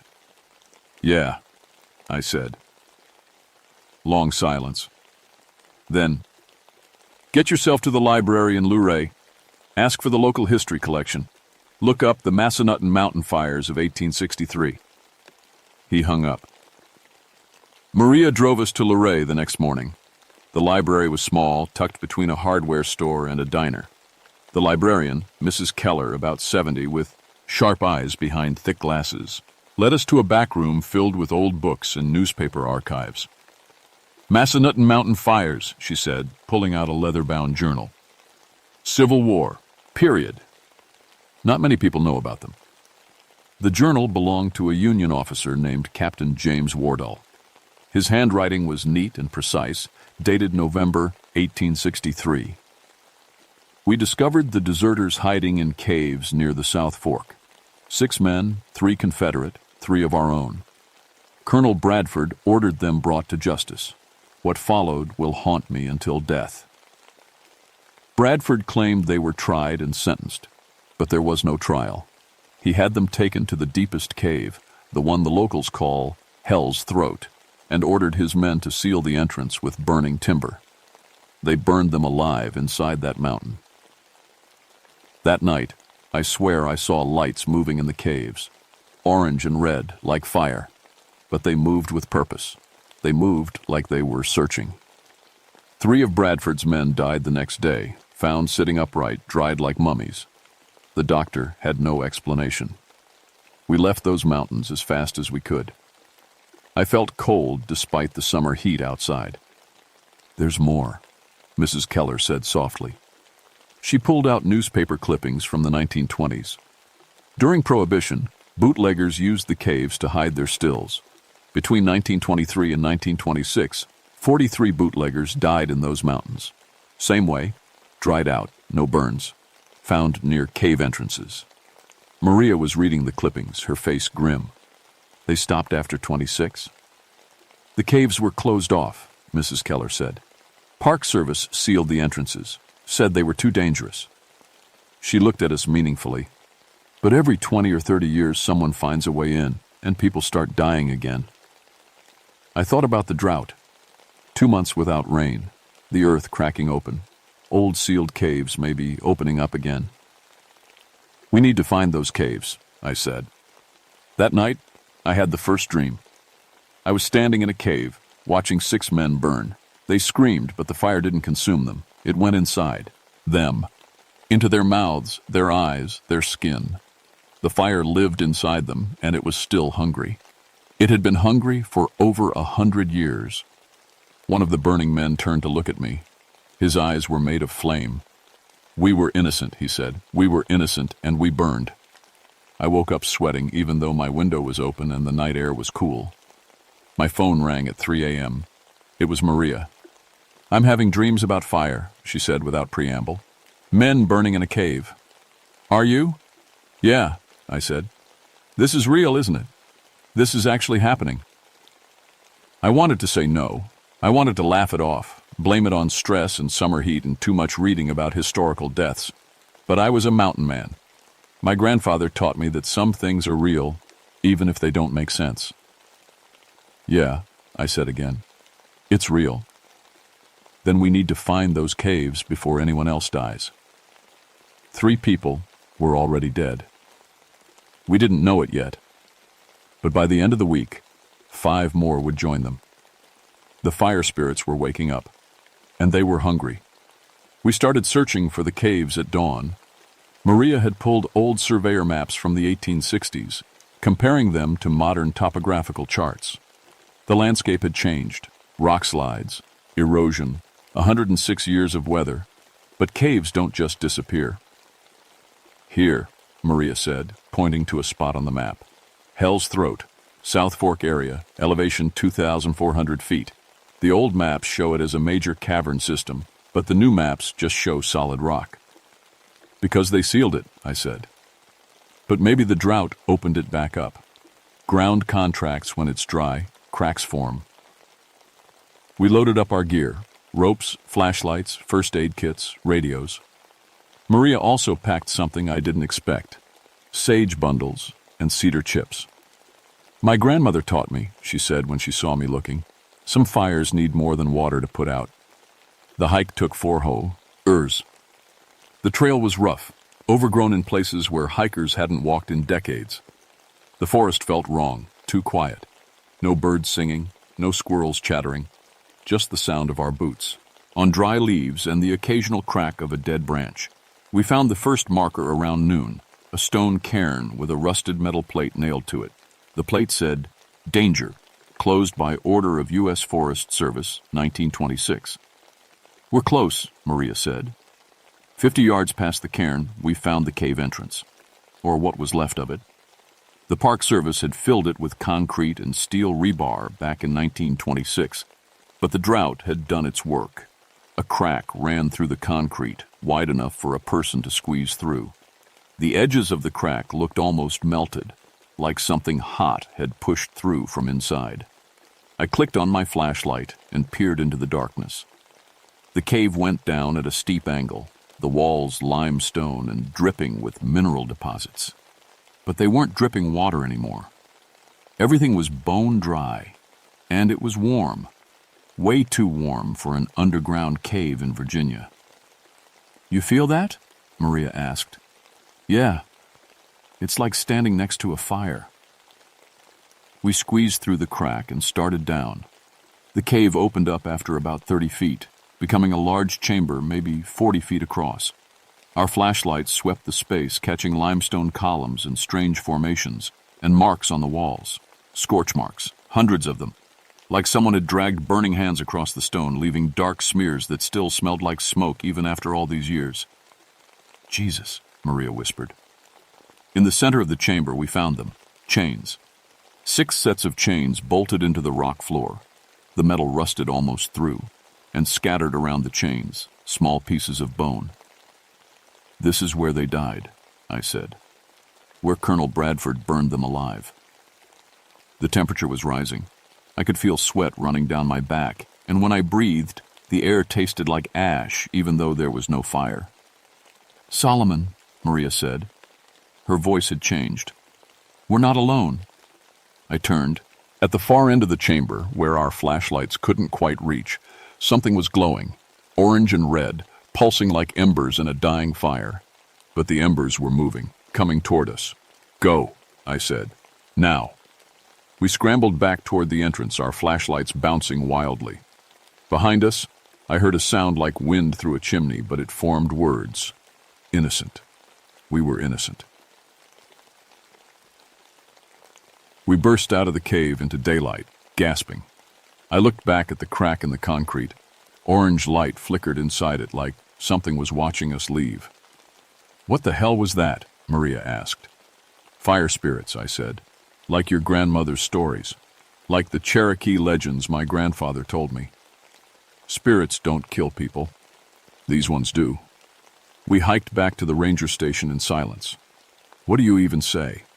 How do you explain to your boss that you found ghosts made of fire living in a sealed cave?" We didn't have to explain. When we got back, there were 3 police cars and an ambulance parked outside the station. My boss, Chief Ranger Patterson, looked like he'd aged 10 years. "2 more bodies," he said. "Couple of teenagers camping near Strickler Knob. Woke up this morning and found them in their tent. Same thing, dried out like mummies. No burn marks on the tent, no fire damage. They just died." "Where, exactly?" Maria asked. Patterson showed us on the map, half a mile from the cave entrance, right above where Hell's Throat would be if you followed the cave system underground. "It's spreading," I said. "Whatever's in those caves, it's moving through the mountain, hunting." Patterson stared at me. "Hunting? Ironwood, what the hell are you talking about?" I told him everything. The journal, the history, the cave, what we'd seen. He listened with his jaw getting tighter and tighter. "You're telling me we've got ghosts?" he said when I finished. "Fire spirit," Maria corrected. "Souls of men who were burned alive. They're angry, and they're feeding on anyone who gets too close." "That's insane." "Then explain the bodies," I said. "Explain the patterns, the heat, the dreams people are having. Explain why this started right after the drought cracked open that cave." Patterson couldn't. Nobody could. So they did what people always do when they can't explain something. They tried to cover it up. The official story became heat-related deaths. They closed the trails near Strickler Knob and Duncan Hollow, posted warnings about staying hydrated, and hoped it would stop. It didn't stop. Over the next 3 days, 5 more people died. A ranger on patrol, 2 maintenance workers clearing trail debris, a photographer who'd ignored the trail closures, a teenage boy who'd gone into the woods on a dare. All of them dried out. All of them near cave entrances or in areas where the cave system ran underneath. And Maria was changing. I noticed it on the 4th day. Her skin was warmer than it should be. When she touched metal, it heated up. When she got angry during a meeting with Patterson, the papers on his desk started to smoke. "You're connected to them," I said after the meeting. "The fire spirits. They're trying to possess you." "I know." She looked scared for the first time since I'd known her. "I can feel them inside my head. Their anger, their pain. They were innocent, Solomon. They were really innocent. The Union officers framed them for desertion so they could steal supplies and sell them on the black market. These men died for crimes they didn't commit. So what do they want?" "Justice," Maria said. They want someone to know the truth. They want their names cleared. After 106 years? Wouldn't you? I thought about it. Thought about burning alive for something you didn't do. Thought about being trapped in a mountain for over a century, forgotten by everyone, your death meaning nothing. Yeah, I said, I would. That night, Maria had a full vision. She collapsed in her cabin, and when I got there, her skin was glowing with heat. She was speaking in voices that weren't hers, 6 different voices telling 6 different stories. They were all the same story, really. 6 men, 3 Union, 3 Confederate, who'd refused to fight anymore. Not deserters, just men who were sick of killing. They'd hidden in the caves, hoping to wait out the war. Colonel Bradford's men found them. Bradford was corrupt, selling army supplies to Confederate buyers, pocketing the money. The 6 men had seen the stolen supplies in the caves, so Bradford had them killed, called them deserters, and erased them from history. When Maria woke up, she had burn marks on her palms. Not from fire, from the chains those men had worn when they died. We have to prove their innocence, she said. It's the only way to stop this. They won't rest until someone acknowledges what was done to them. How do we prove something that happened in 1863? We find evidence, records, testimony. They're all dead. Maria smiled, but it wasn't a happy smile. Not all of them. There are other spirits in these mountains, Solomon. Lots of other spirits. We just have to find the ones who were there. So we went hunting for ghosts to testify in a trial that happened over a century ago. Because sometimes the dead need lawyers too. Finding ghosts turned out to be easier than I expected. The mountain was full of them. Maria could see them now. The connection to the fire spirits had opened something in her, made her sensitive to all the dead things still walking around. She'd point to empty spots in the forest and say, "There, a Confederate soldier died at 2nd Manassas," or "There, a Cherokee hunter died 300 years ago." Most of them didn't talk. They just repeated their last moments over and over, trapped in their own final loop. But some were aware. Some remembered. We found a Union corporal named Mitchell N. near the South Fork, still walking his patrol route from 1864. When Maria spoke to him, he stopped and stared at her like he'd been waiting to talk to someone for over 100 years. "I remember them," Mitchell said when Maria asked about the burned men. "The ones Colonel Bradford killed. They didn't desert. They saw what he was doing, stealing from the army, selling to the Confederates. Bradford couldn't let them live." "Would you testify to that?" Maria asked. Mitchell nodded. "I would have back then, but Bradford threatened to have me shot too. I kept quiet. I'm sorry I kept quiet." We found 3 more witnesses over the next 2 days. A Confederate captain who'd bought supplies from Bradford, a civilian teamster who'd transported the stolen goods, and Bradford's own lieutenant, who'd refused to participate in the execution. "He ordered me to seal the cave," the lieutenant's spirit said. His name was Porter, and he looked miserable even in death. I said no. He had someone else do it. I heard them screaming as they burned. I killed myself 2 months later. Couldn't live with the sound. By the end of the week, we had 6 witnesses, 6 ghosts willing to testify. Now we just needed a judge. "The Cherokee had fire spirits too," Maria said. "Fire keepers, sacred spirits that maintained balance. If we can find one, they can officiate." That's how I ended up hiking to the oldest part of the Massanutten Range with a woman who was slowly turning into a fire spirit herself. Maria's temperature was over 104 degrees now, but she wasn't sick. Her skin glowed slightly in the dark. When she breathed out, I could see heat shimmer in the air. "I'm running out of time," she said. "If we don't do this soon, I'll become one of them completely. I'll forget who I was." We found the Cherokee firekeeper in a grove of ancient oaks, where the Cherokee had performed ceremonies before the Europeans came. She appeared as an old woman made of smoke and red embers, her eyes kind but stern. Maria spoke to her in a language I didn't understand. The firekeeper listened, then nodded. She'll judge the case, Maria translated, but it has to be done in the place where they died, in Hell's Throat, tonight. So at sunset, we went back to the cave. We brought the ghost witnesses with us. Maria could somehow make them follow, pulling them along like she was tugging on invisible strings. The firekeeper came too, floating along behind us like a small campfire that had learned to walk. Inside the cave chamber, the fire spirits were waiting. 6 pillars of flame in human shape, still wearing the remnants of their burning uniforms. They didn't attack us. They just watched, their fire eyes filled with hope and rage in equal measure. The trial was nothing like a real trial. There was no jury, no prosecutor, no defense attorney.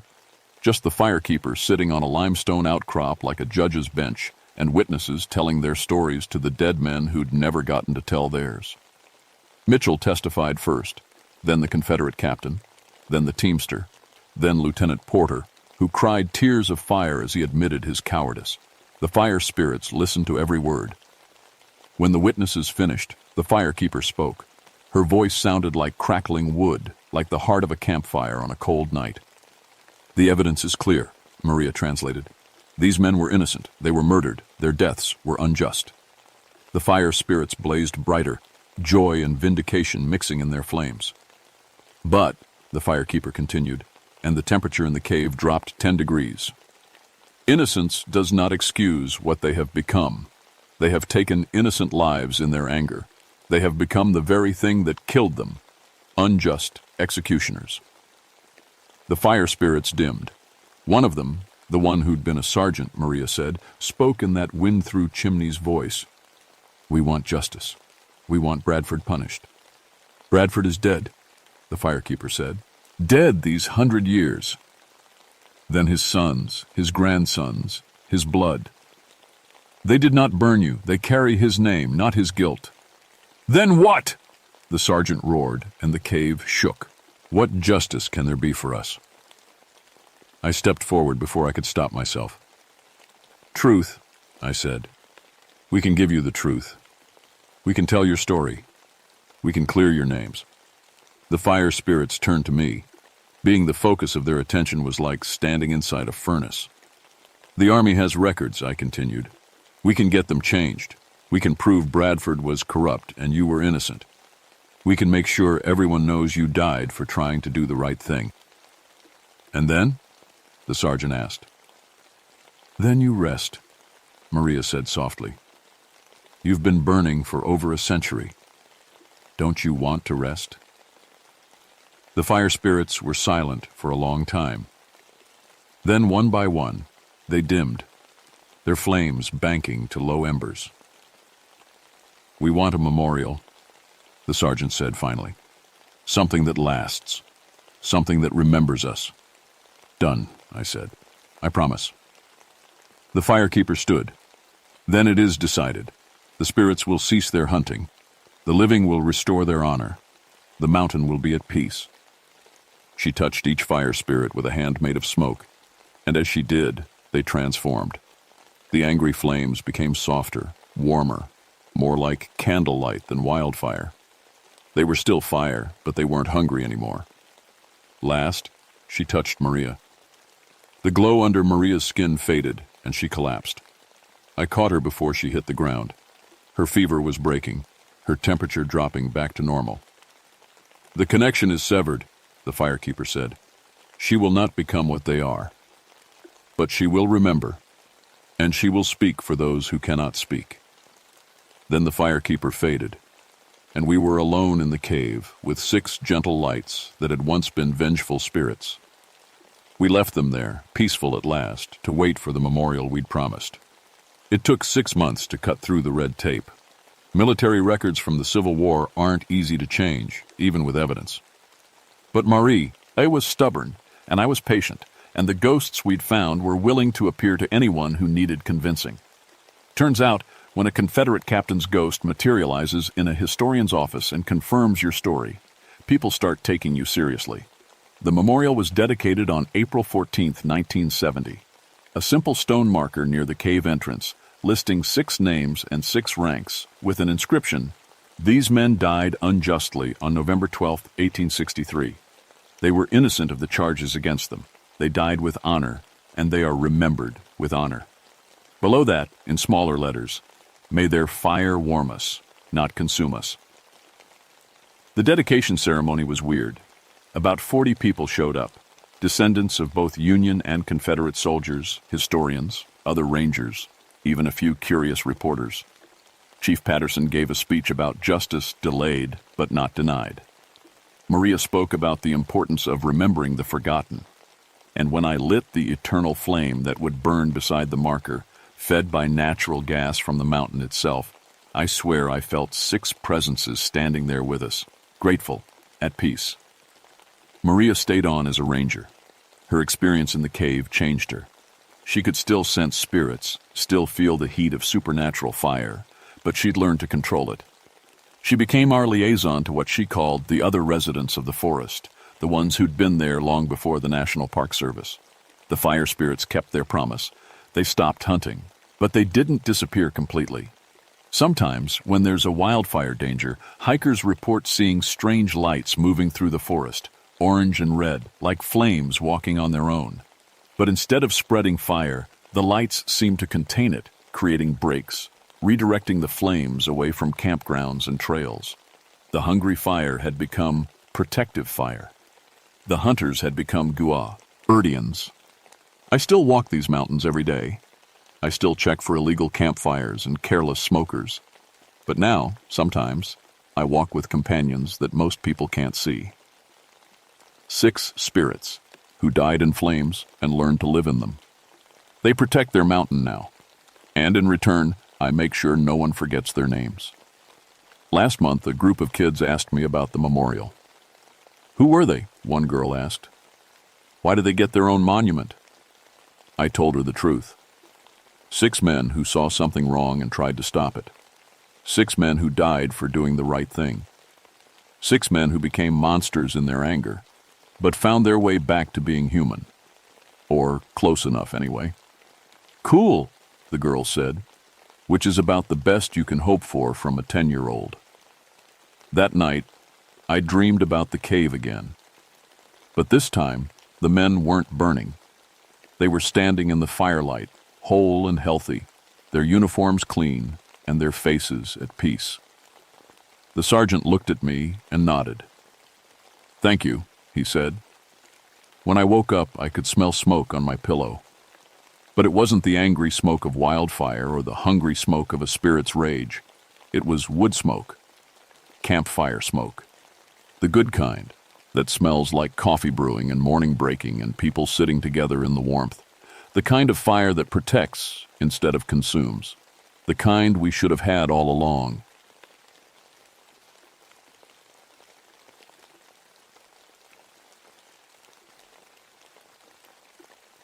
My name is Jeremiah Darkwater, and I've been a park ranger at Shenandoah National Park for 21 years. I've tracked escaped convicts through these mountains, found lost children before hypothermia set in, and once cornered a black bear that had developed a taste for camper food. I can read broken twigs and disturbed leaves like other people read newspapers.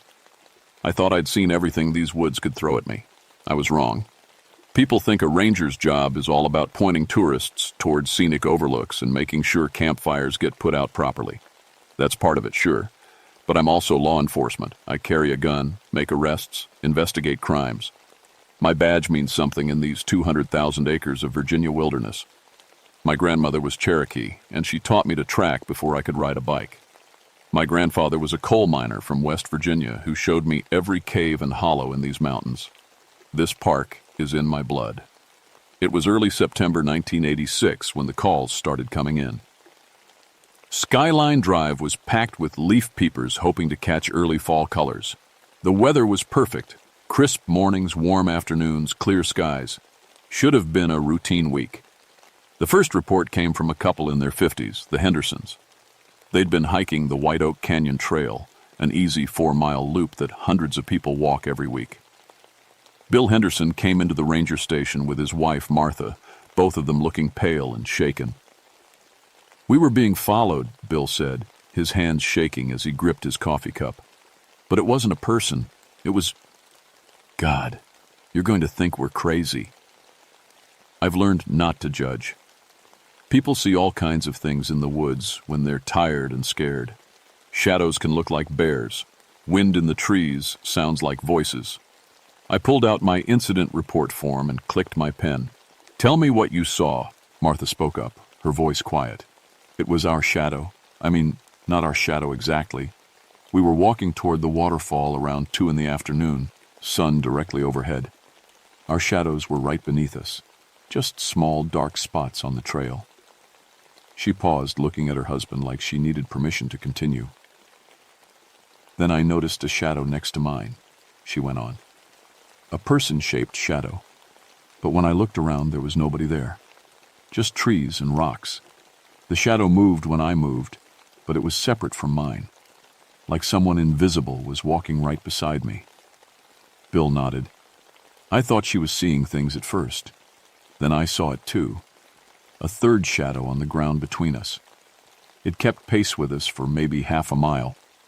Then it moved ahead of us on the trail, just slid across the ground and disappeared around a bend." I wrote it all down, asking the usual questions. Were they on any medications? Had they been drinking? How much sleep had they gotten? They insisted they were stone sober and well rested. I told them it was probably just a trick of the light, maybe another hiker moving through the trees casting odd shadows. They didn't look convinced, but they thanked me and left. I would have forgotten about it completely if 3 more reports hadn't come in over the next week. A solo hiker named David Chen swore his shadow split in 2 on the trail, with one shadow walking off into the woods while he kept moving forward. A family with 2 kids claimed their shadows started acting out a different scene than what they were doing. The shadow children appeared to be running and screaming while the real kids stood perfectly still. A teenage couple reported their shadows holding hands, even after they'd gotten into an argument and separated on the trail.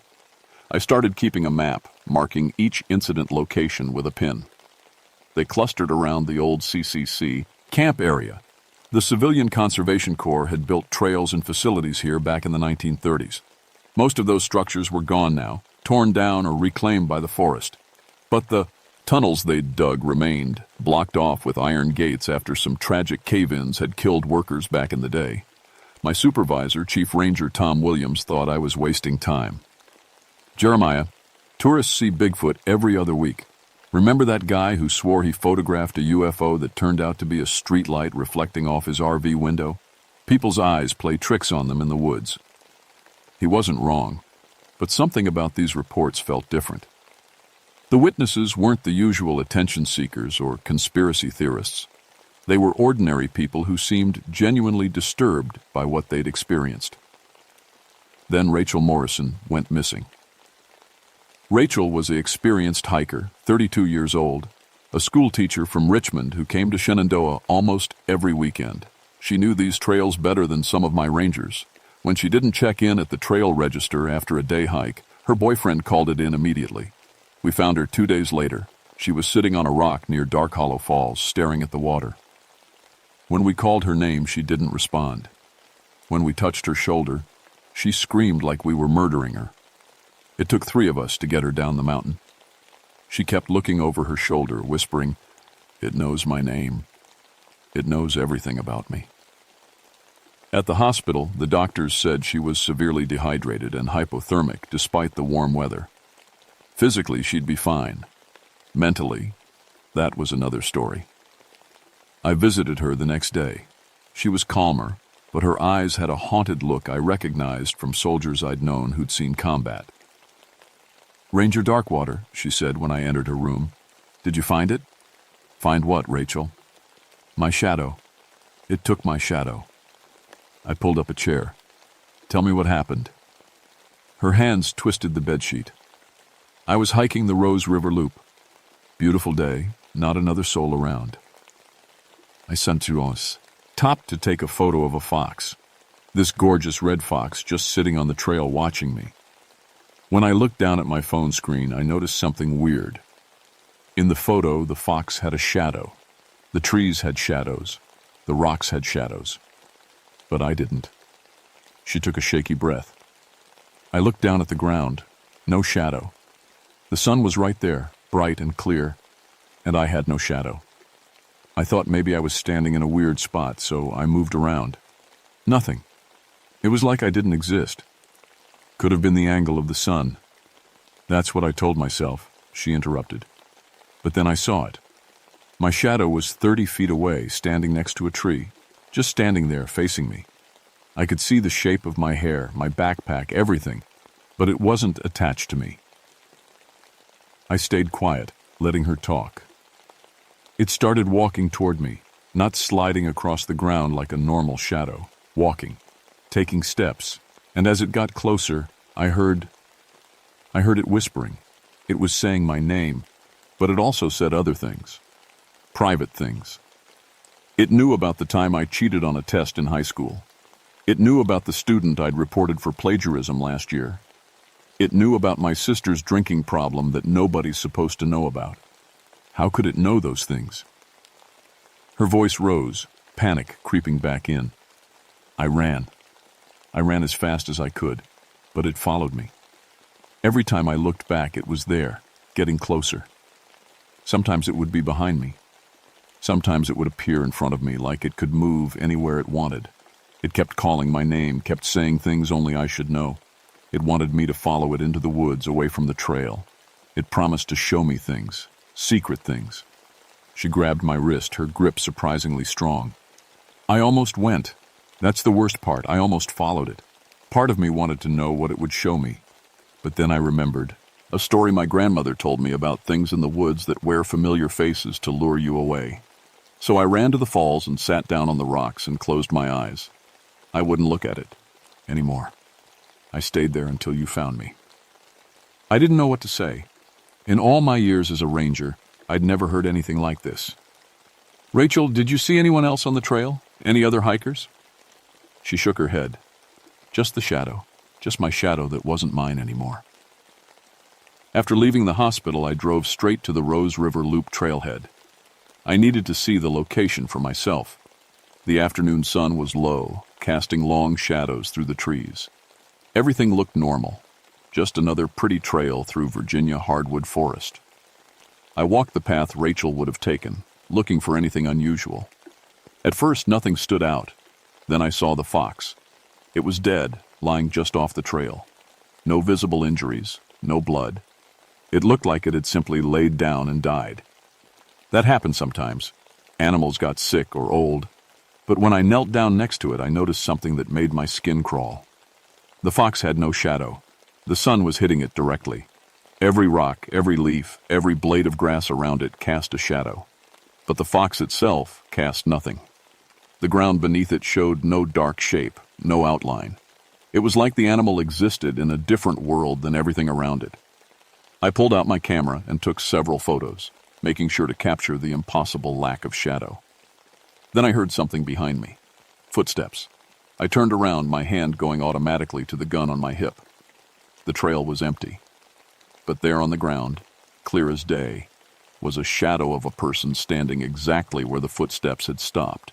A person-shaped patch of darkness on the sunlit trail. And it was moving. I watched that shadow for a full minute, my heart pounding so hard I could hear it in my ears. It stood there, motionless at first, then slowly raised one arm and pointed deeper into the woods, away from the trail, away from safety. Every instinct I had screamed at me to run. But I'm a ranger. This is my park.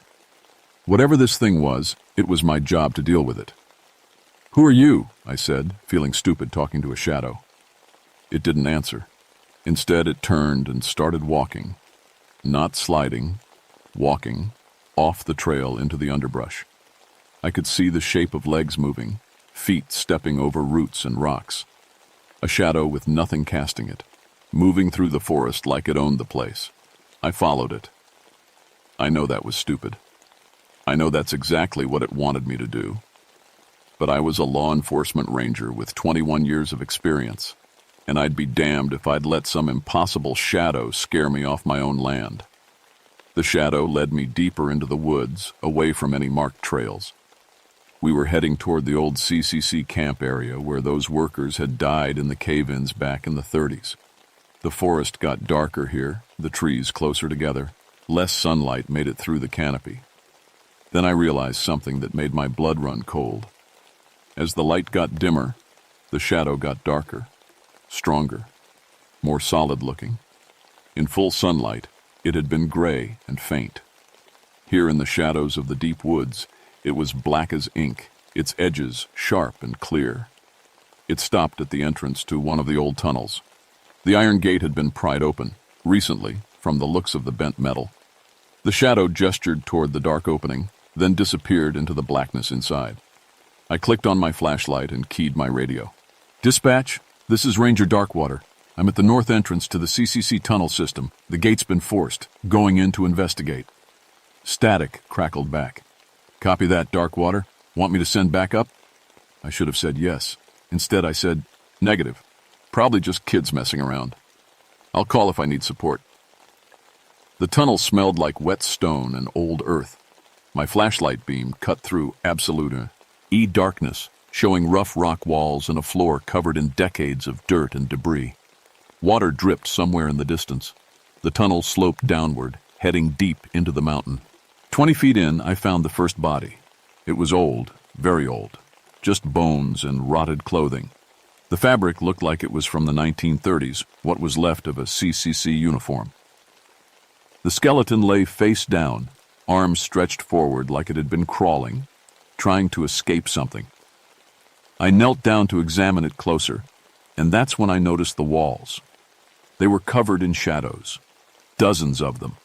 Human-shaped shadows frozen in positions of terror, running, falling, reaching out. But there was nothing casting these shadows, no bodies, no objects, just the silhouettes themselves, burned into the rock like photographs. Then they started moving. All at once, every shadow on the walls began to shift and writhe. Arms reached toward me. Mouths opened in silent screams. They peeled away from the rock surface, becoming three-dimensional, solid-looking figures of pure darkness. I ran. I ran back toward the entrance faster than I'd run in my entire life, my flashlight beam bouncing crazily off the walls. Behind me, I could hear them coming. Dozens of footsteps that made no sound but somehow made the air pressure change, like a crowd of people running through the tunnel behind me. I burst out into the fading daylight and kept running until I reached my truck. My hands shook so bad it took 3 tries to get the key in the ignition. That night, I couldn't sleep. I kept seeing those shadows on the tunnel walls, the way they'd moved and reached for me. Around 3 a.m. I gave up and made coffee. That's when I noticed something that made me drop the mug. On my kitchen floor, lit by the moonlight coming through the window, my shadow was doing something I wasn't doing. I was standing still, but my shadow was pacing back and forth. I raised my hand. My shadow didn't move. I waved my arms. My shadow kept pacing like it was worried or anxious, like it was trying to figure something out. "What do you want?" I whispered. My shadow stopped pacing. It turned to face me, even though I wasn't moving. Then it pointed toward the cabinet where I kept my old case files. Moving slowly, feeling like I was in a dream, I opened the cabinet and pulled out the box of files. My shadow pointed to a specific folder, cases from 1985. I opened it. Inside was a missing person report I'd filed last year. James Holloway, age 29, experienced outdoorsman. Disappeared while hiking alone near the CCC camp area.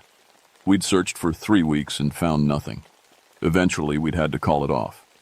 His body was never recovered. My shadow tapped the paper, insistent. "He's in the tunnels," I said, understanding. "That's what you're trying to tell me." My shadow nodded. Actually nodded, moving its head up and down. Then it pointed to the phone. I called the ranger station and woke up Chief Williams. "Tom, I need a full team and search and rescue equipment at the CCC tunnels tomorrow morning. I know where James Holloway is." "Jeremiah, it's 3 a.m. What the hell are you—" "Just trust me, please." There was a long pause. "Fine, we'll be there at dawn. This better not be a wild goose chase." I looked at my shadow. It was back to normal now, mimicking my movements exactly. But I'd seen what I'd seen. These shadows weren't evil, at least not all of them. Some of them were trying to help, trying to communicate. The question was, what did they want in return? We found James Holloway's body 30 feet inside the tunnel, along with 6 other missing hikers from the past 5 years. All dead. All positioned like they'd been trying to crawl away from something. Chief Williams stood at the tunnel entrance, his face gray. Jesus, Jeremiah, how did you know? I couldn't tell him the truth. Not yet. Just had a hunch. Old case files got me thinking. We spent the next week recovering bodies and investigating the tunnels. That's when Dr. Helen Nightshade showed up. She was a criminal psychologist from the FBI, brought in to help profile whoever was killing hikers in our park. It's a classic serial killer pattern, she said during our first meeting. Remote location, vulnerable victims, hidden disposal site. We're looking for a local with intimate knowledge of these mountains. Probably male, mid-30s to 50s, someone who blends in. Could even be, no offense, a park employee. It's not a person, I said. She raised an eyebrow. Excuse me? It's not a person killing people. It's something else. For the next hour, I told her everything. The shadow sightings, Rachel Morrison's story, my experience in the tunnel, my shadow's behavior in my kitchen. I showed her the photos of the shadowless fox. I laid out all the witness statements with their locations marked on the map. Dr. Nightshade listened politely, made notes, and then said, Ranger Darkwater, mass hysteria is a well-documented psychological phenomenon. When people are frightened, they influence each other.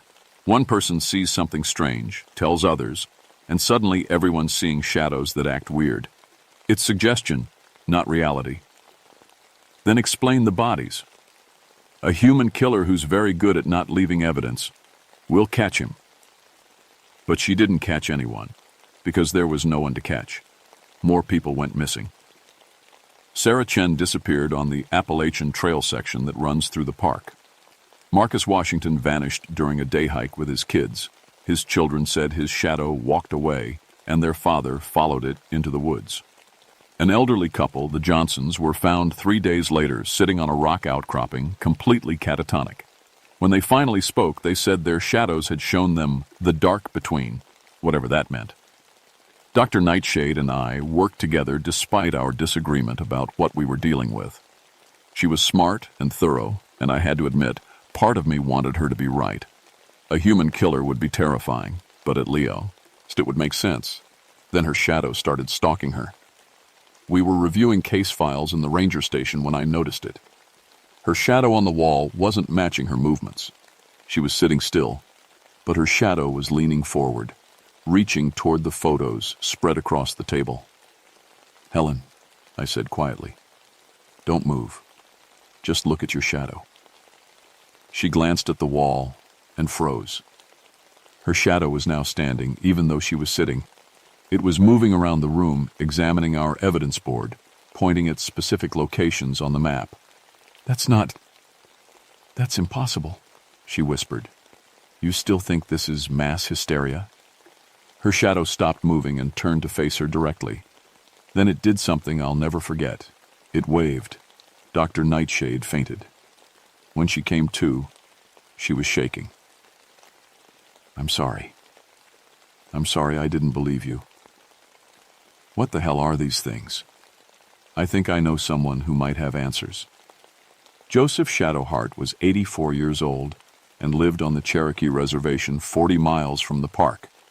He was my grandmother's cousin, a keeper of traditional stories. I'd visited him throughout my childhood, listening to tales I'd half believed back then. Now I believed every word.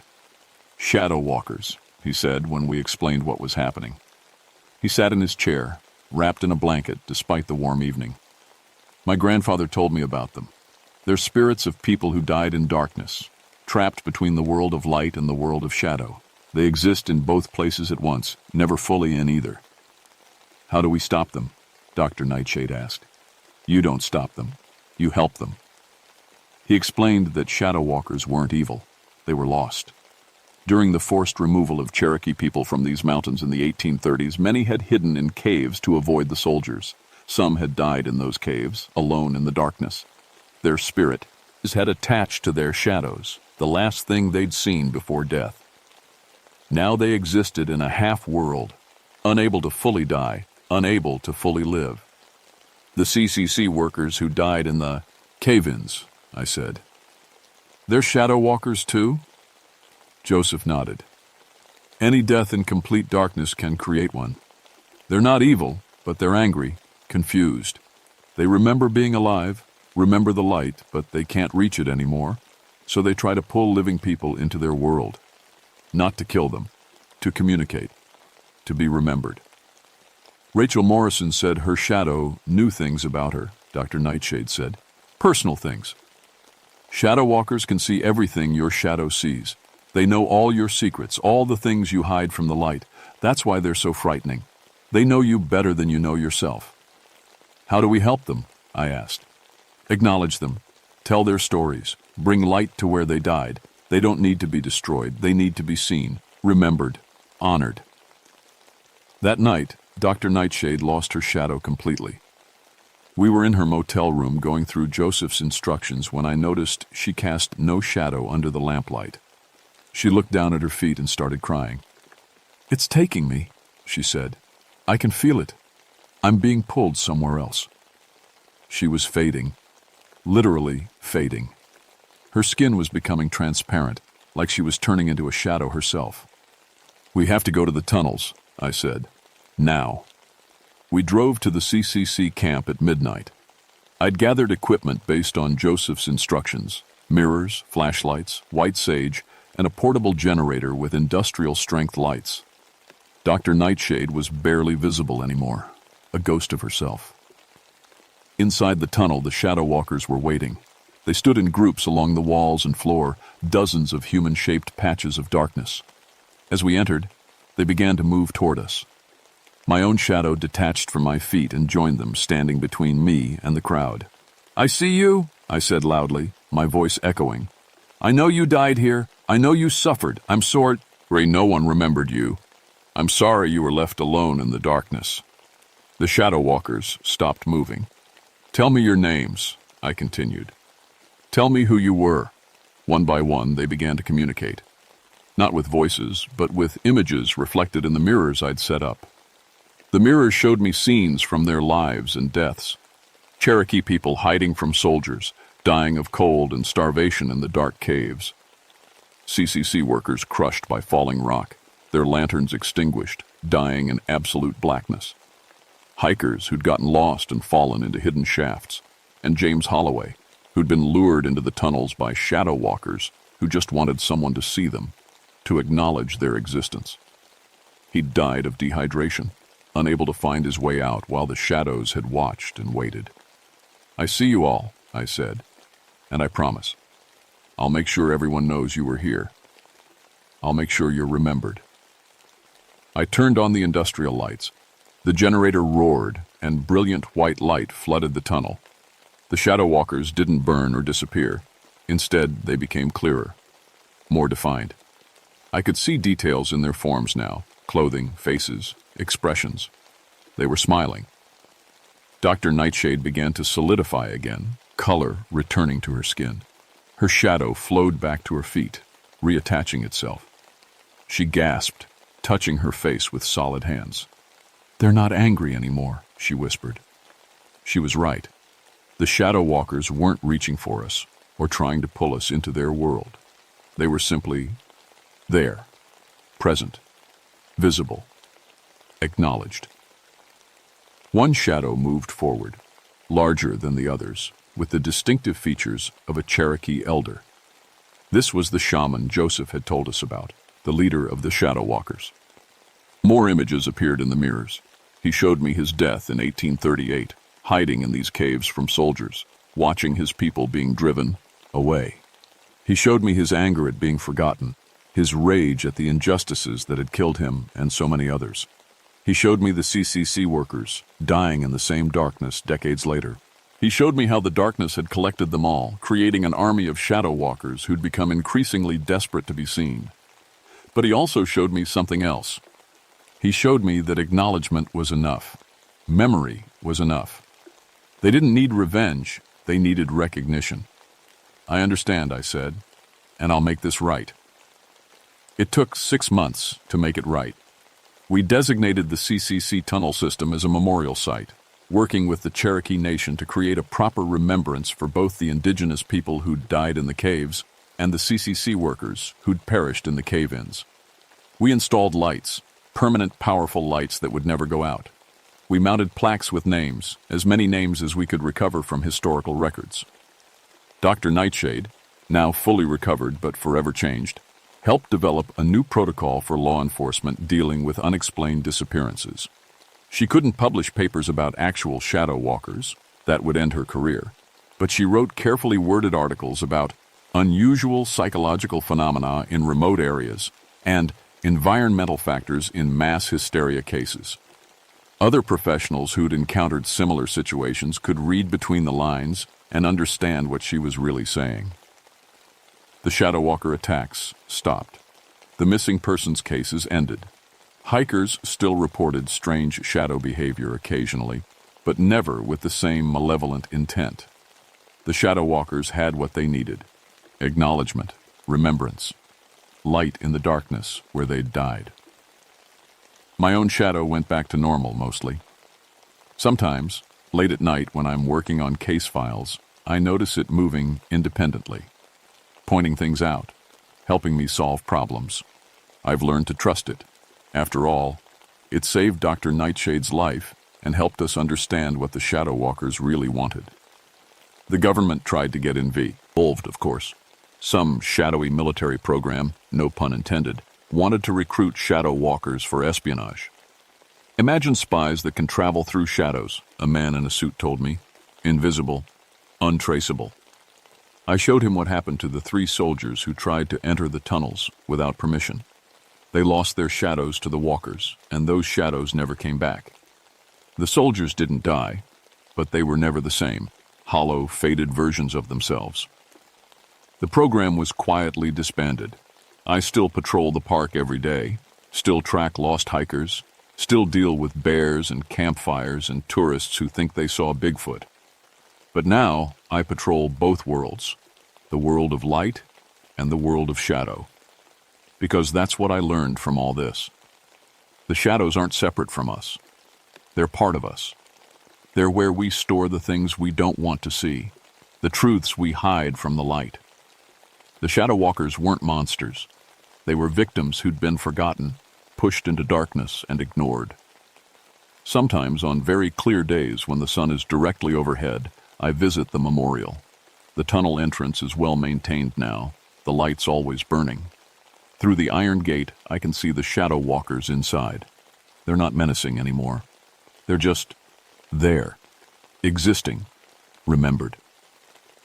One shadow always comes to the gate when I visit. The Cherokee shaman, the leader of the shadow walkers. We don't speak, he can't speak, and I wouldn't know what to say anyway. But we acknowledge each other, a nod of respect between a ranger and a spirit who guards the dead. Last week, a young couple came to me with a familiar story. Their shadows were acting strange on the trail. But when I investigated, I found it was just tree branches casting odd shapes in the late afternoon sun. False alarm. Not every shadow is a shadow walker. Most of the time, a shadow is just a shadow. WW. But I check. Every time I check. Because I learned something important in those tunnels. Something that changed how I see my job and my world. Everything that exists casts a shadow, and everything that's forgotten lives in darkness, waiting to be brought back into the light. That's my job now, not just to protect the people who visit this park, but to remember the ones who died here, to keep their stories alive, to make sure the darkness is never complete. The shadow between trees isn't always a threat. Sometimes it's just a reminder that light and dark exist together, and both deserve to be seen. My name is Jeremiah Darkwater, and I've been a park ranger at Shenandoah National Park for 21 years. I've seen things that would make most people question reality. But I don't question it anymore. I just make sure the lights stay on.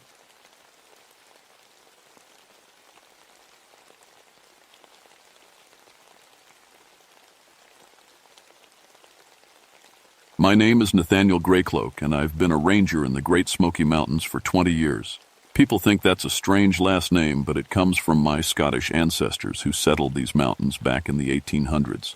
My mama was Cherokee, though, so I grew up hearing stories from both sides. Scottish tales about ghost fog and Cherokee legends about cloud people. I never believed any of it. Not until the mist started taking people. I'm 43 now, and I know these mountains better than most people know their own backyards. I can tell you what the weather will do 3 days out just by watching how the fog moves through the valleys. I've pulled lost hikers out of places that would make your skin crawl, guided rescue teams through storms that could kill you in an hour. I'm good at my job because I respect the mountains, and I stay calm when things go wrong. But last September, things went wrong in a way I couldn't explain. It started with the Henderson Group, 8 experienced hikers who knew what they were doing. They went out on a Tuesday morning for a day hike near Cataract Falls.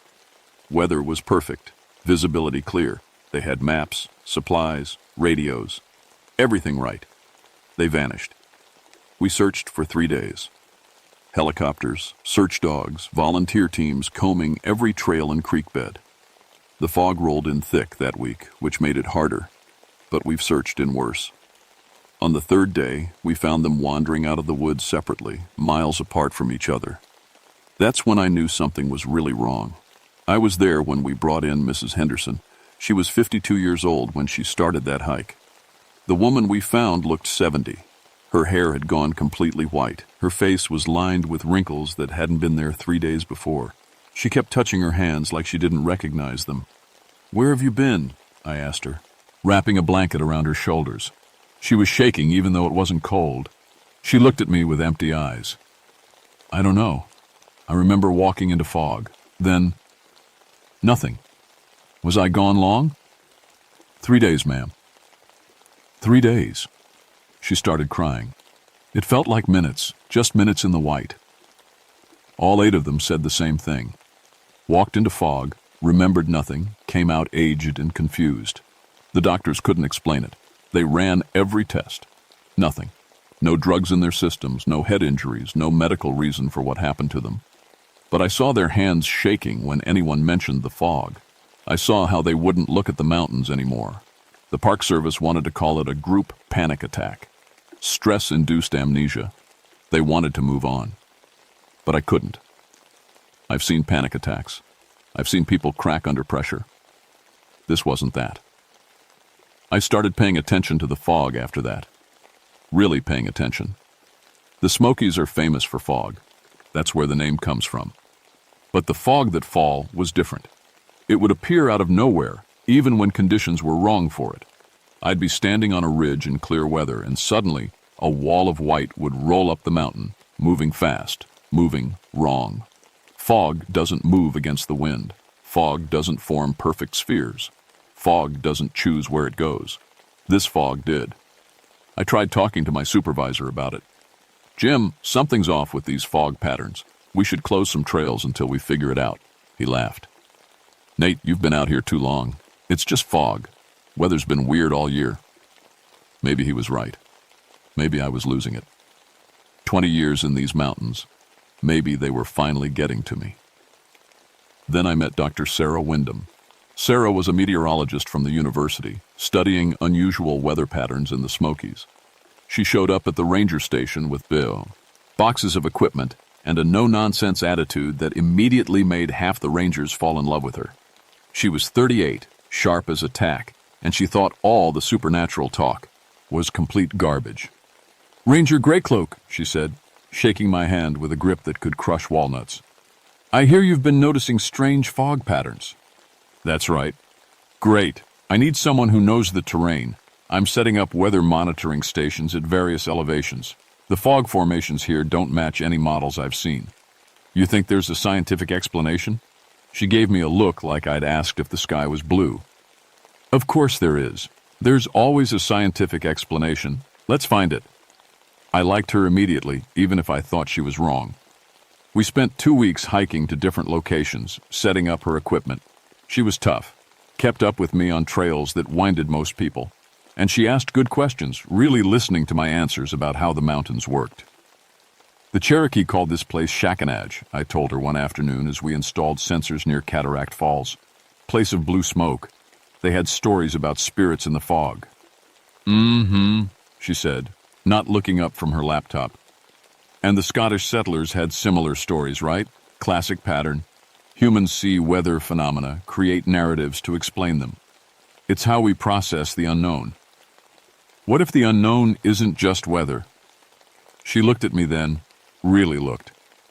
Nate, I respect you. But if we're going to work together, I need you to stay objective. Deal? Deal. That was a Thursday. On Friday, everything changed. We were checking the sensors near the falls when the fog came. I saw it first. A wall of white moving up the valley, fast and thick. Too fast. Sarah, I said quietly, we need to leave. Now. She was looking at her instruments, frowning. That's impossible. The temperature's wrong. The humidity's wrong. There's no reason for fog to... Sarah, we need to go. The fog hit us like a physical thing. 1 second I could see the trail, the next second. And I couldn't see my own hand in front of my face. The temperature dropped 20 degrees in seconds. And the silence. God, the silence. No birds, no wind, no sound at all except our breathing. Stay close, I said, reaching for her arm. Don't let go of me.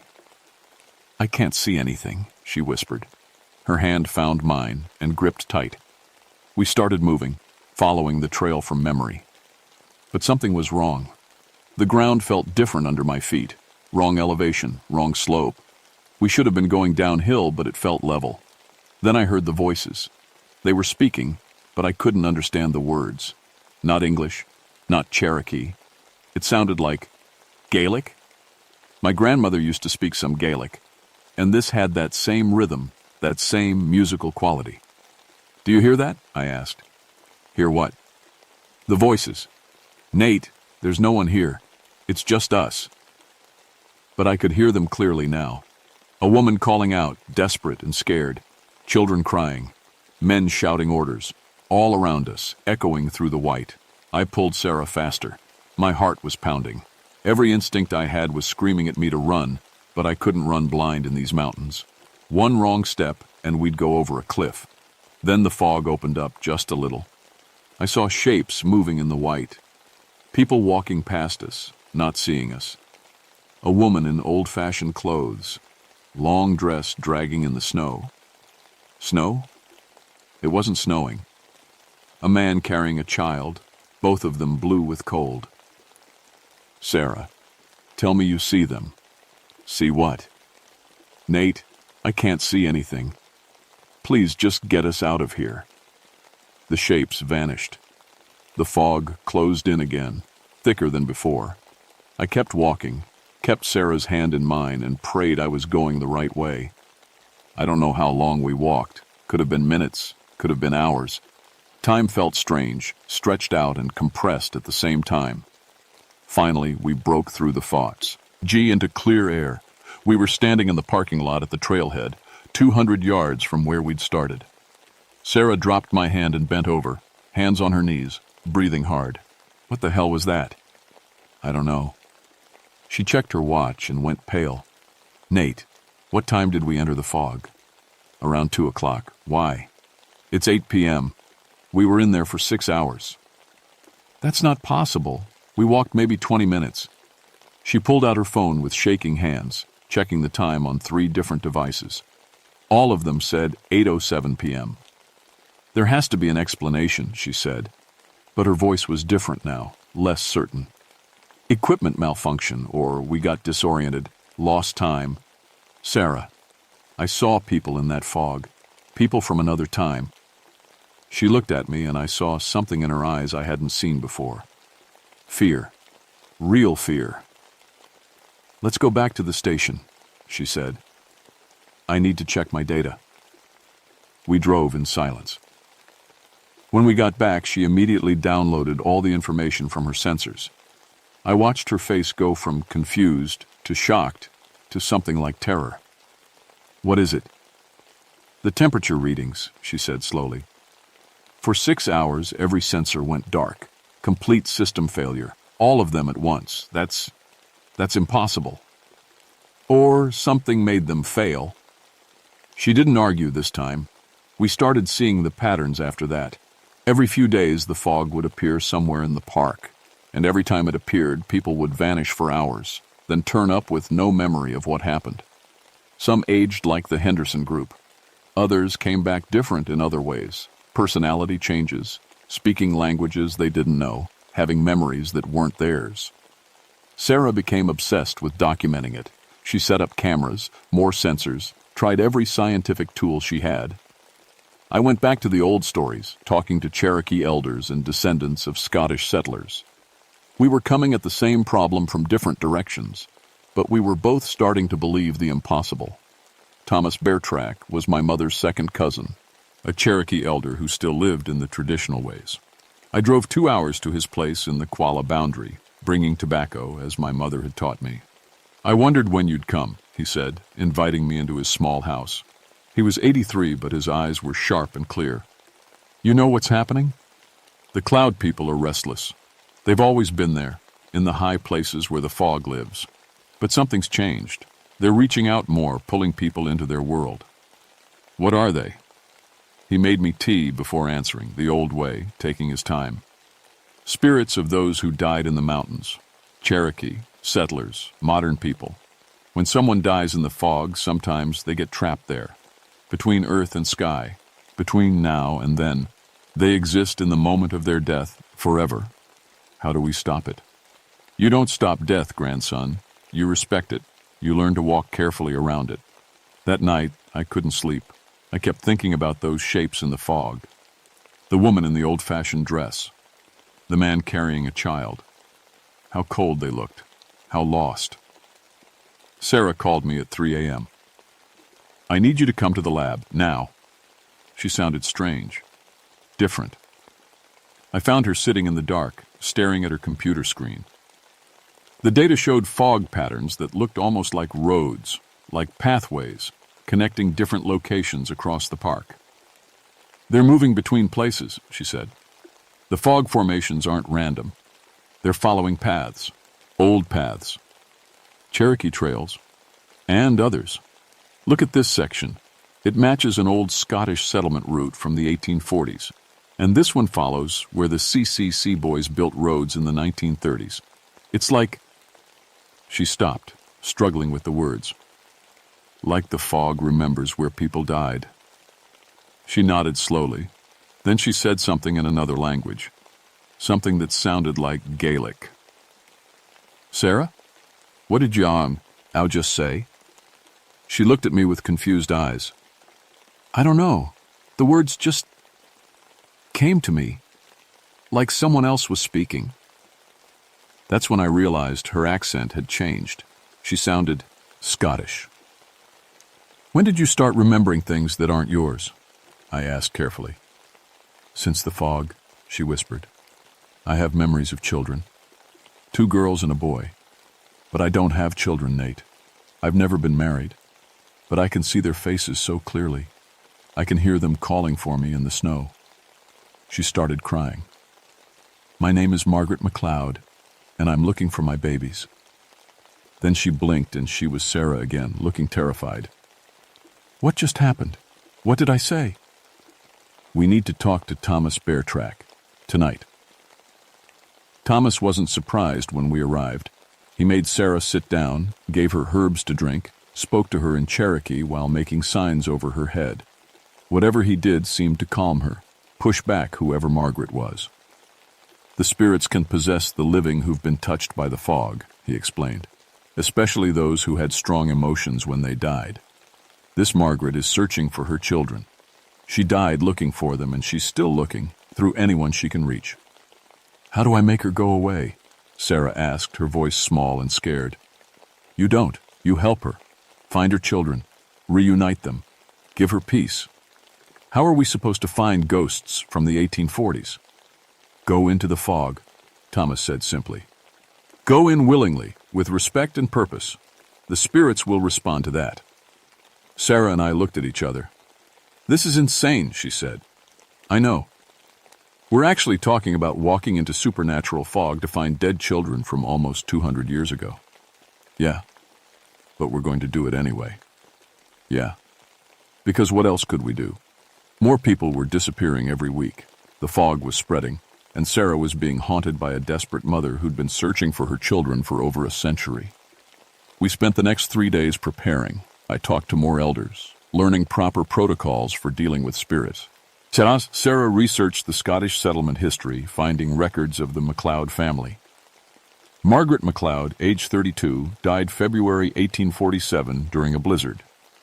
Her children, Catherine, age 8, James, age 6, and little Mary, age 4, died the same night in 3 different locations as they searched for each other in the storm.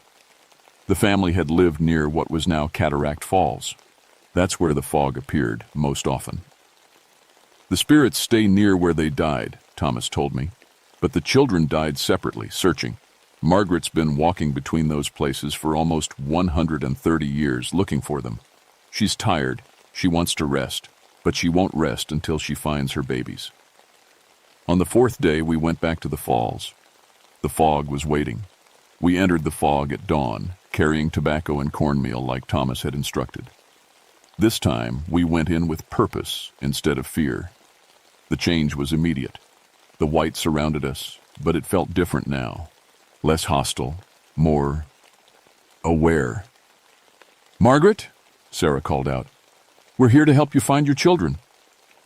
Sarah's face changed, her posture shifted. When she spoke again, it was with a Scottish accent, desperate and grieving. "My babies. I can't find my babies. The snow took them.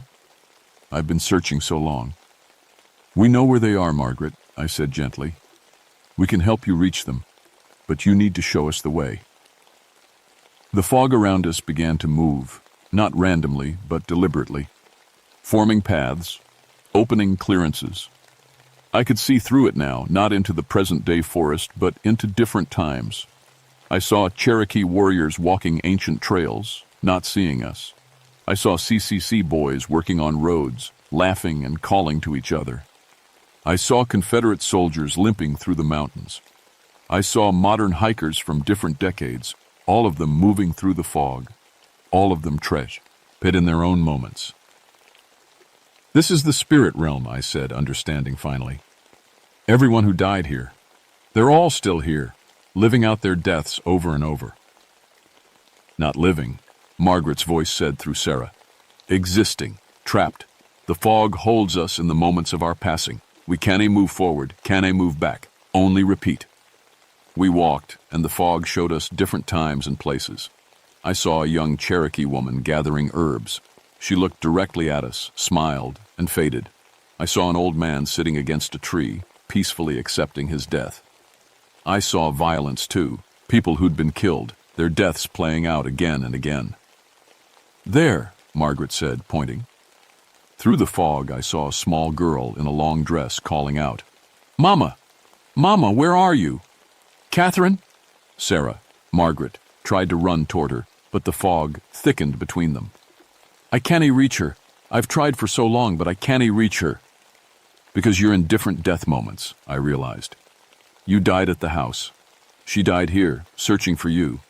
You're experiencing different times. How do we bring them together?" Sarah's own voice broke through, desperate to help. I remembered what Thomas had said about the fog having pathways. The fog connects different moments. If we can bring all 3 children into the same moment, the same place, they'll be able to find each other, and Margaret can reach them. But to do that, we'd have to split up, navigate through different time streams in the fog, find each child, and guide them to a central point. "I'll find James and Mary," I said. "You stay here with Catherine. Call to your children. They'll hear their mother's voice across time." "Nate, if you go out there alone, I know the mountains." And Thomas gave me protection. I touched the small medicine bundle around my neck. "I'll come back." I left Sarah and walked deeper into the fog, letting it take me into different moments.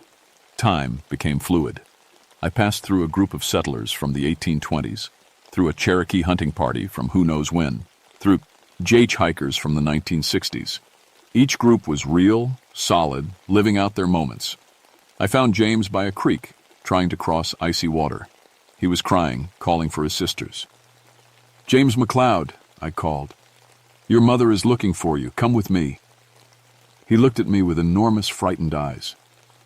"Who are you? Where's Mama?" "I'm going to take you to her." "Give me your hand." He hesitated, then reached out. His hand was cold as ice, but solid. Real. I led him back through the fog, following my instincts and the protection Thomas had given me. The fog tried to pull us into different times, show us different deaths, but I kept walking, kept holding James's hand. Mary was harder to find.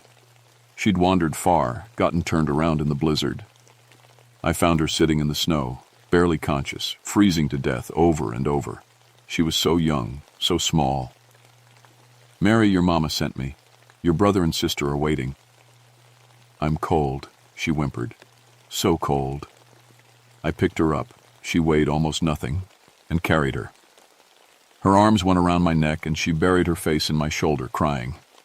A little girl who'd been dying alone for more than a century. When I got back to the central point, Sarah was there with Catherine. James ran to his sister. The fog around us began to change, shimmer, pull back. And then Margaret appeared. Not through Sarah this time, but as herself. A woman in her 30s, wearing a simple dress and shawl, her face exhausted, but lit with desperate hope. She was transparent, more fog than solid, but she was there. "My babies," she breathed. The 3 children saw her and ran. They crashed into her arms and she held them, sobbing, finally reunited after more than a century of searching. The fog around us began to glow. Other spirits appeared, Cherokee, Scottish, modern hikers, all of them watching. I felt the weight of their attention, their hope. If Margaret could find peace, maybe they could too. "Thank you," Margaret said to me to Sarah. "Thank you." Then they began to fade, the whole family together, finally moving on. But as they faded, the fog began to collapse. Without Margaret's presence holding it together, the temporal boundaries started breaking down. Past and present slammed together. I saw Cherokee warriors next to modern tourists, CCC boys working beside Confederate soldiers. Time was bleeding. "Nate!" Sarah grabbed my arm. "What's happening?" We broke the balance. We freed one family but destabilized the whole system. The fog churned violently. I could hear screams from different eras, see people from different times colliding, confused and terrified. If this kept spreading, the temporal boundaries could collapse across the entire park. Past and present would merge permanently. "We need to restore balance," I said. "Create a new way for the spirits to exist, without trapping them, but without destroying the boundaries between times." How? I thought about what Thomas had taught me, about respect and harmony, about Cherokee and Scottish traditions both honoring the dead. We need a memorial, a sacred space where the spirits can exist peacefully, not trapped, but not forgotten. Sarah closed her eyes, and I knew Margaret was speaking to her one more time. When she opened them, she nodded. Margaret says the old cemetery, where her family was buried. That can be the anchor. We ran through the collapsing fog, guiding lost spirits, calling them to follow us. I spoke in Cherokee. Sarah spoke in both English and Gaelic, and somehow the spirits understood. They followed us through the chaos, a procession of the dead from different centuries. At the old cemetery, we found Thomas Beartrack waiting. He'd known. Somehow he'd known we'd need him. Together, we performed a ceremony. Cherokee and Scottish traditions mixed, honoring all the dead, all the lost. The fog responded, began to stabilize, to form something new, not a prison, but a memorial, a place where spirits could exist peacefully, where past and present touched gently instead of violently. The chaos stopped. The fog settled into a permanent mist around the cemetery, beautiful and peaceful. Sarah and I came out of the fog 3 days later. We'd been in there for 72 hours, but it felt like forever, and like no time at all. The Park Service put us on medical leave. Sarah didn't argue. Neither did I. We were both changed in ways that were hard to explain. Sarah kept Margaret's memories, not as a possession, but as a gift, a reminder. She could speak Gaelic now, remembered growing up in Scotland, remembered children who weren't hers but felt like hers. She worked with a therapist who specialized in trauma, trying to integrate these experiences into her life. I published a paper, she told me 6 months later. Documented all the strange readings, the impossible weather patterns. Carefully worded to avoid supernatural explanations, but the data's all there. Other scientists are starting to pay attention. Good. I'm not the same person I was, Nate. None of us are. The fog still appears in the Smokies, but it's different now. The memorial fog around the old cemetery stays there, gentle and peaceful. Visitors report feeling calm there, feeling watched over. Some say they see figures in the mist, Cherokee, Scottish settlers, others. But they're not scary anymore. They're just there, sharing the mountain with the living. I established regular checks on the spirit communities. I talk to them sometimes, through the fog, making sure the balance holds. Thomas taught me the old ways, and I'm teaching younger rangers now. Not everyone believes, but enough do. Enough to keep people safe. We created guidelines for visitors, ways to show respect. Simple things. Don't shout in certain areas, leave offerings, acknowledge the spirits who came before. Most tourists think it's just park rules. The ones who understand, who felt the presence in the fog. They know better. The Henderson group members recovered mostly. They'll never be the same, but they're alive. They have a support group now. People who've experienced the fog and survived. Sarah runs it, helps them process what happened. Jim, my supervisor, finally believes me. Hard not to after he spent 6 hours in the fog himself, came out aged 10 years. He approved funding for the spiritual monitoring program, calls it anomalous weather research in the reports. Whatever works. I'm 44 now, still a ranger, still walking these mountains every day.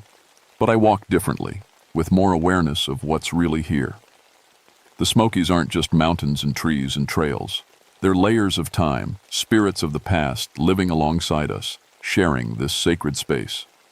Sometimes I see Margaret at the cemetery fog. She waves. Her children play in the mist, happy now, at peace. Cherokee elders I never met in life nod to me as I pass. CCC boys who died building these trails tip their hats. The mist walkers are still here. They'll always be here. But now we walk together, living and dead, past and present, in an understanding that bridges centuries. Sarah asked me once if I was scared, living with this knowledge. Knowing the mountains are full of spirits, that time and death aren't as solid as we thought. No, I told her honestly. I'm at peace. They're at peace. That's all any of us want.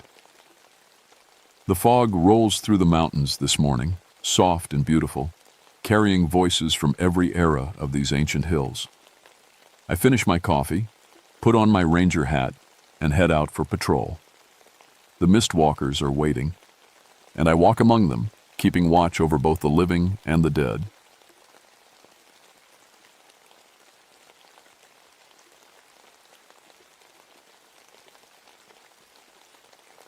My name is Ezra Thornfield, and I've been a ranger in these Virginia mountains for 19 years. I've pulled 247 people out of Jefferson National Forest alive. I've seen things that would make most folks quit. Bear attacks that left people looking like raw meat. Copperhead bites that turned legs black and swollen. Hikers frozen solid after getting lost in winter storms. I thought I'd seen everything these mountains could throw at me. I was wrong. People ask me why I became a ranger. Truth is, these mountains took my grandfather when I was 8 years old. He went out to check his trap lines one October morning and never came back. Search parties looked for 3 weeks. Never found a trace. No body, no clothing, nothing. My grandmother used to say the mountain claimed him, like it was alive and hungry. I always figured that was just her way of dealing with the grief. Now I'm not so sure. It started in late September of 1962. Bent Creek Hollow. That's where it all went wrong. Most rangers won't even talk about that place. It's a valley deep in the forest, about 15 miles from the nearest road. You can only get there by an old logging trail that's more mud than gravel. The hollow sits between 2 ridges that rise over 4,000 feet, and the way those ridges curve around creates weird echoes. Sometimes you'll shout and hear your voice come back 3 or 4 times, each one sounding stranger than the last. The history of that place should have been warning enough.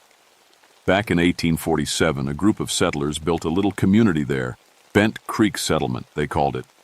47 people living in wooden cabins, farming the bottom land, keeping to themselves. Then, in 1889, every single person vanished overnight.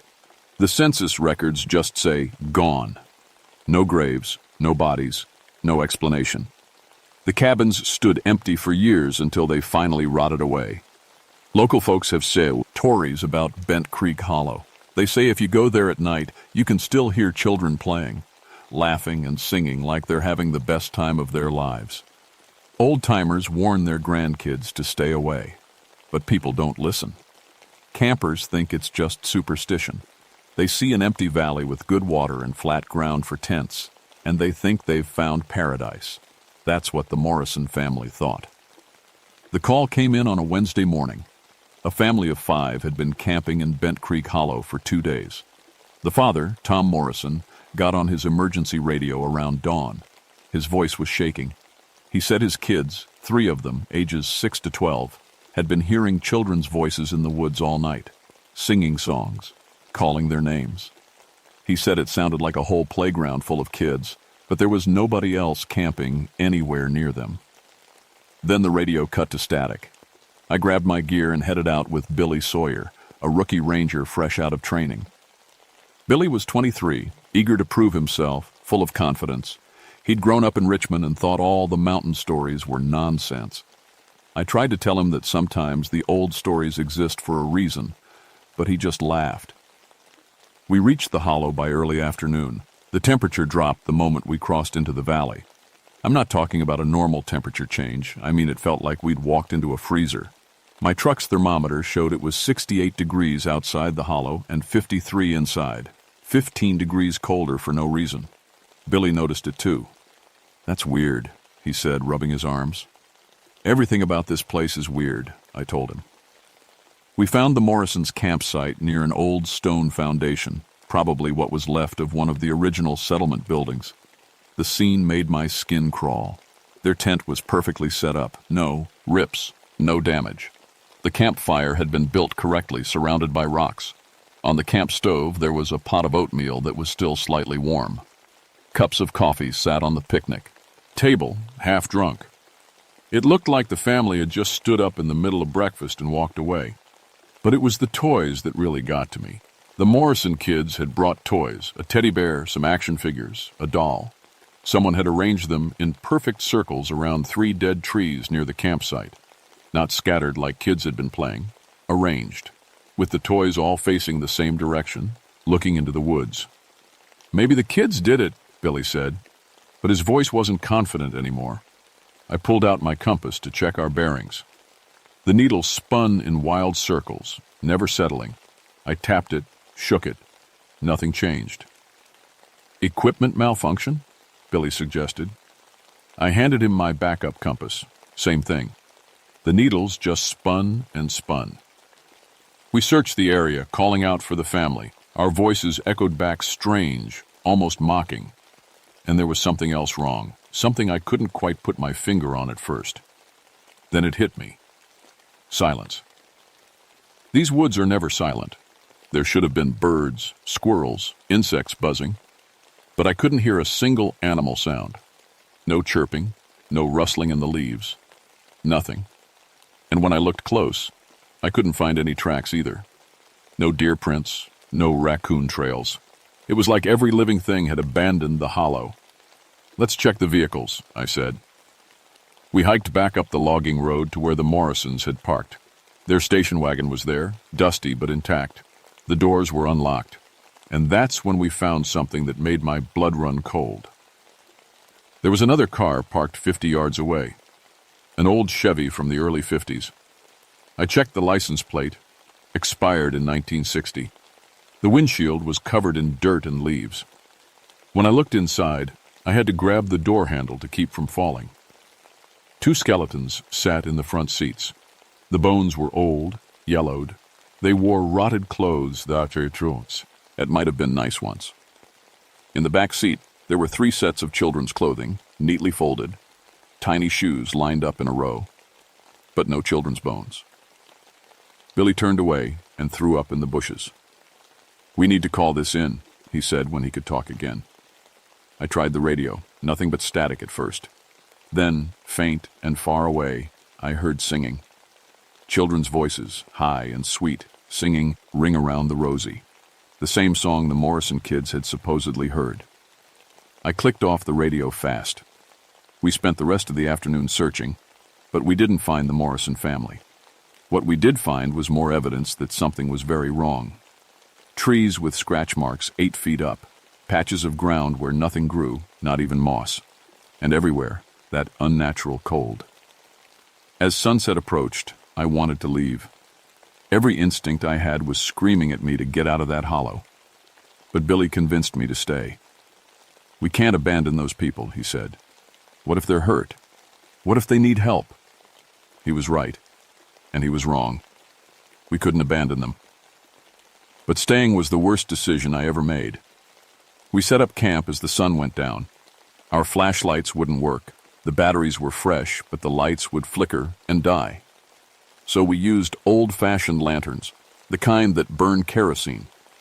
The yellow light pushed back the darkness, but barely. I'd asked the Forest Service office to check on us every hour by radio. At 8 p.m., I made contact. "Everything okay?" I reported. At 9 p.m., I tried again. That's when we heard them, children's voices, singing in the darkness beyond our lantern light. "Ring around the Rosie, pocket full of posies." The voices came from everywhere and nowhere. When I spun around trying to find the source, the singing moved, always staying just out of sight. "Ashes, ashes, we all fall down!" Billy grabbed his flashlight. Somehow, it was working now. He shone it into the trees. I saw them. Children, maybe a dozen of them, standing at the edge of the light. They wore old-fashioned clothes, dresses with high collars, wool pants with suspenders. Their skin was pale, almost glowing. And their eyes were completely black. Not just the pupils, the entire eye, socket to socket, like someone had filled them with ink. "Come play with us," they said, all of them together, in perfect unison. "We've been waiting so long for new friends." Billy took a step forward. "Are you the Morrison kids?" he called out. "Billy, don't," I started to say. But he was already walking toward them. The children smiled, and their smiles were too wide, showing too many teeth. "We have games," they said in that awful chorus voice. "Come play in the dark with us." "Billy!" I shouted. He stopped at the edge of the lantern light and looked back at me. For a second, I thought he'd listen. Then he shook his head. "They're just kids, Ezra. They might be hurt." He stepped into the darkness. The children scattered like leaves in the wind. I heard Billy running after them, crashing through the brush. I heard him calling out. Then I heard him scream, a sound of pure terror that cut off suddenly, like someone had flipped a switch. I grabbed the lantern and ran after him, but the darkness seemed to swallow the light. I was shouting his name over and over. Nothing answered except my own echo, and even that sounded wrong. I found him 10 minutes later standing in a small clearing. The pale children surrounded him in a circle. Billy stood perfectly still, his arms at his sides. When I got close enough, I saw that his eyes had changed. They were black now, completely black, just like the children's eyes. "Billy?" My voice cracked. He turned to look at me. His movements were jerky, like a puppet on strings. When he spoke, his voice was high and childlike, nothing like the confident young man I'd known. "We showed him the playground," he said. "He wanted to stay and play forever. Don't you want to play too, Mr. Thornfee? Ild?" The children moved closer. Behind them I could see something else, a darkness deeper than the night. A cave entrance I hadn't noticed before, hidden behind a small waterfall. The children were backing toward it, pulling Billy with them. "Come see the playground," they sang. "Come see what we made. Come play forever and ever and ever."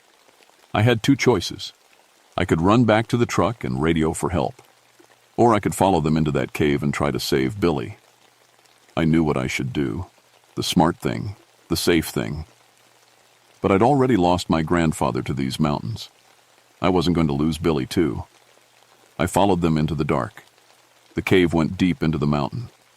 The walls were wet and cold, and the lantern light made crazy shadows dance. The children led the way, holding Billy's hands. They were humming now, a tune that made my teeth ache. The tunnel opened into a huge underground chamber. What I saw there will haunt me until the day I die. It was a playground, swings and slides and a merry-go-round. But everything was made of bone, human bone, yellowed and ancient, carved and fitted together like some nightmare carpenter had built it. The bone swings hung from chains made of smaller bones linked together. The slide was a long spine curved into shape. The merry-go-round was a circle of skulls with ribs for the seats. And there were children everywhere, dozens of them, all pale, all with black eyes, all wearing clothes from different time periods. Some wore clothes from the 1800s, some from the 1920s, some from just a few years ago. They played on the bone equipment, laughing and singing, their voices echoing off the stone walls. Among them, I recognized the Morrison children. They were already pale, their eyes already turning black. They waved at me like I was an old friend. A figure emerged from the shadows at the back of the chamber. At first I thought it was another child. Then I got a better look and my stomach turned. She must have been a woman once. Now she was something else. Her skin was gray and stretched tight over her skull. Her dress was tattered and rotting, but I could tell it had once been a teacher's dress from the 1880s. Her fingers were long and bony, ending in yellow nails that looked like claws. "Welcome, Mr. Thornfield," she said. Her voice was dry as old paper. "I'm Miss Abigail Thorne. I was the school teacher here in Bent Creek Settlement." "You died in 1889, I said. My voice didn't sound like my own. "I died," she agreed. "But I didn't leave. The plague came, you see. It killed so many children. They were so afraid. They died crying and alone." Her black eye sockets fixed on me. I couldn't bear it. So I kept them here, safe, where they could play forever and never be afraid again. "You killed them," I said. "I saved them," she hissed. "From suffering, from pain, from death. And I keep collecting more. Every child who comes to this hollow joins our school. We have recess that never ends." Billy walked past me like I wasn't there and joined the other children on the playground. He climbed onto the bone swing and started pumping his legs, laughing. "What did you do to him?" I demanded. "I showed him how to be young again," Miss Thorne said. "Adults carry such heavy burdens, fear, responsibility, regret. I took all that away. Now he's free. Now he can play." She moved closer. In the lantern light, I could see that some of the playground equipment moved on its own. The merry-go-round turned slowly, and I realized the skulls weren't just decorations. They were screaming. Silent, endless screams. "Those are the parents," Miss Thorne explained, following my gaze. "The ones who come looking for their children. They can't play, you see. Adults don't know how. So they become the equipment. They serve a purpose." I thought about the two skeletons in the car, about my grandfather, about all the people who'd vanished in these mountains. My hand went to my belt. Rangers carry lots of equipment, and one thing we carry is iron, railroad spikes for marking trails. My grandfather had taught me something when I was young, something about the old beliefs. Iron and salt could protect you from things that weren't natural. I had a spike, and in my emergency rations, I had salt packets. "I think I'll pass on your playground," I said, backing up slowly. Miss Thorne's face twisted into something that might have been a smile, but looked more like a wound opening. "You don't have a choice, Mr. Thornfield. Recess is over. Time for your lesson." The children stopped playing. They all turned to look at me with their black eyes. Billy was among them, and he didn't recognize me at all. "Time for your lesson on staying forever," Miss Thorne said. Behind me, I heard rock grinding on rock. The cave entrance was sealing itself. I ran, but I wasn't fast enough. A wall of stone closed off my escape. I was trapped in the dark with monsters wearing children's faces. I did the only thing I could think of. I pulled out my salt packets and the iron spike, and I made a circle on the ground around myself. It wasn't much, just a line of salt with the spike driven into the stone at the center. But when the children tried to come closer, they stopped at the line, like they'd hit an invisible wall. Miss Thorne shrieked. The sound was like metal scraping on metal, and small stones fell from the ceiling. "You can't hide forever," she screamed. "The salt will scatter, the iron will rust, and then you'll play with us. You'll all play with us." The children began to cry. But their crying wasn't sad. It was angry. Their tears were black, and where the tears hit the ground, the stone cracked. The walls of the chamber started to shake. Miss Thorne changed. Her withered body stretched and twisted. Her fingers grew longer, the nails becoming like knives. Her mouth opened too wide, showing rows of needle teeth. Her eye sockets filled with swirling darkness, like looking into a well with no bottom. She struck at my salt circle. Her claws hit the invisible barrier and sparks flew. The circle held, but barely. Each time she hit it, the protection weakened. I could feel it like a pressure in my chest, getting tighter and tighter. And then she showed me things, visions. My grandfather crying in the dark, calling my name. My mother weeping when they told her they'd never find him. All my fault, the visions whispered. All my fault because I wasn't strong enough, smart enough, good enough. I almost broke. Almost stepped outside the circle. But then I remembered something else my grandfather had taught me. "Ezra," he'd said on one of our last days together, "sometimes letting go is the bravest thing you can do. Sometimes holding on too tight is what causes the pain." I looked at Miss Thorne and understood. She thought she was saving the children, but she'd imprisoned them. She'd kept them from moving on, from finding peace, from being with the families who loved them. "You're not protecting them," I said. "You're hurting them." "I saved them," she shrieked. "You trapped them," I said. I looked past her at all the pale children with their black eyes. "You made them afraid to leave. But they can go. They can be free." I started talking to the children directly. "Your families are waiting," I told them. "They miss you. They never forgot you. It's okay to go home. You don't have to stay here and be afraid." Some of the children stopped crying. Their black eyes flickered, and for just a second I saw normal eyes underneath. Blue and brown and green. "Stop it!"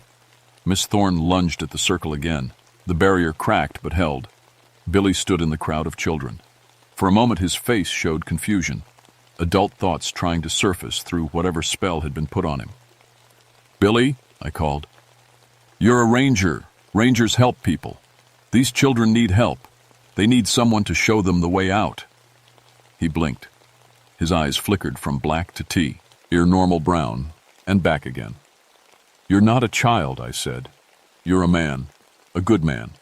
Help them." Something broke inside him. I saw it happen. His eyes cleared, staying brown.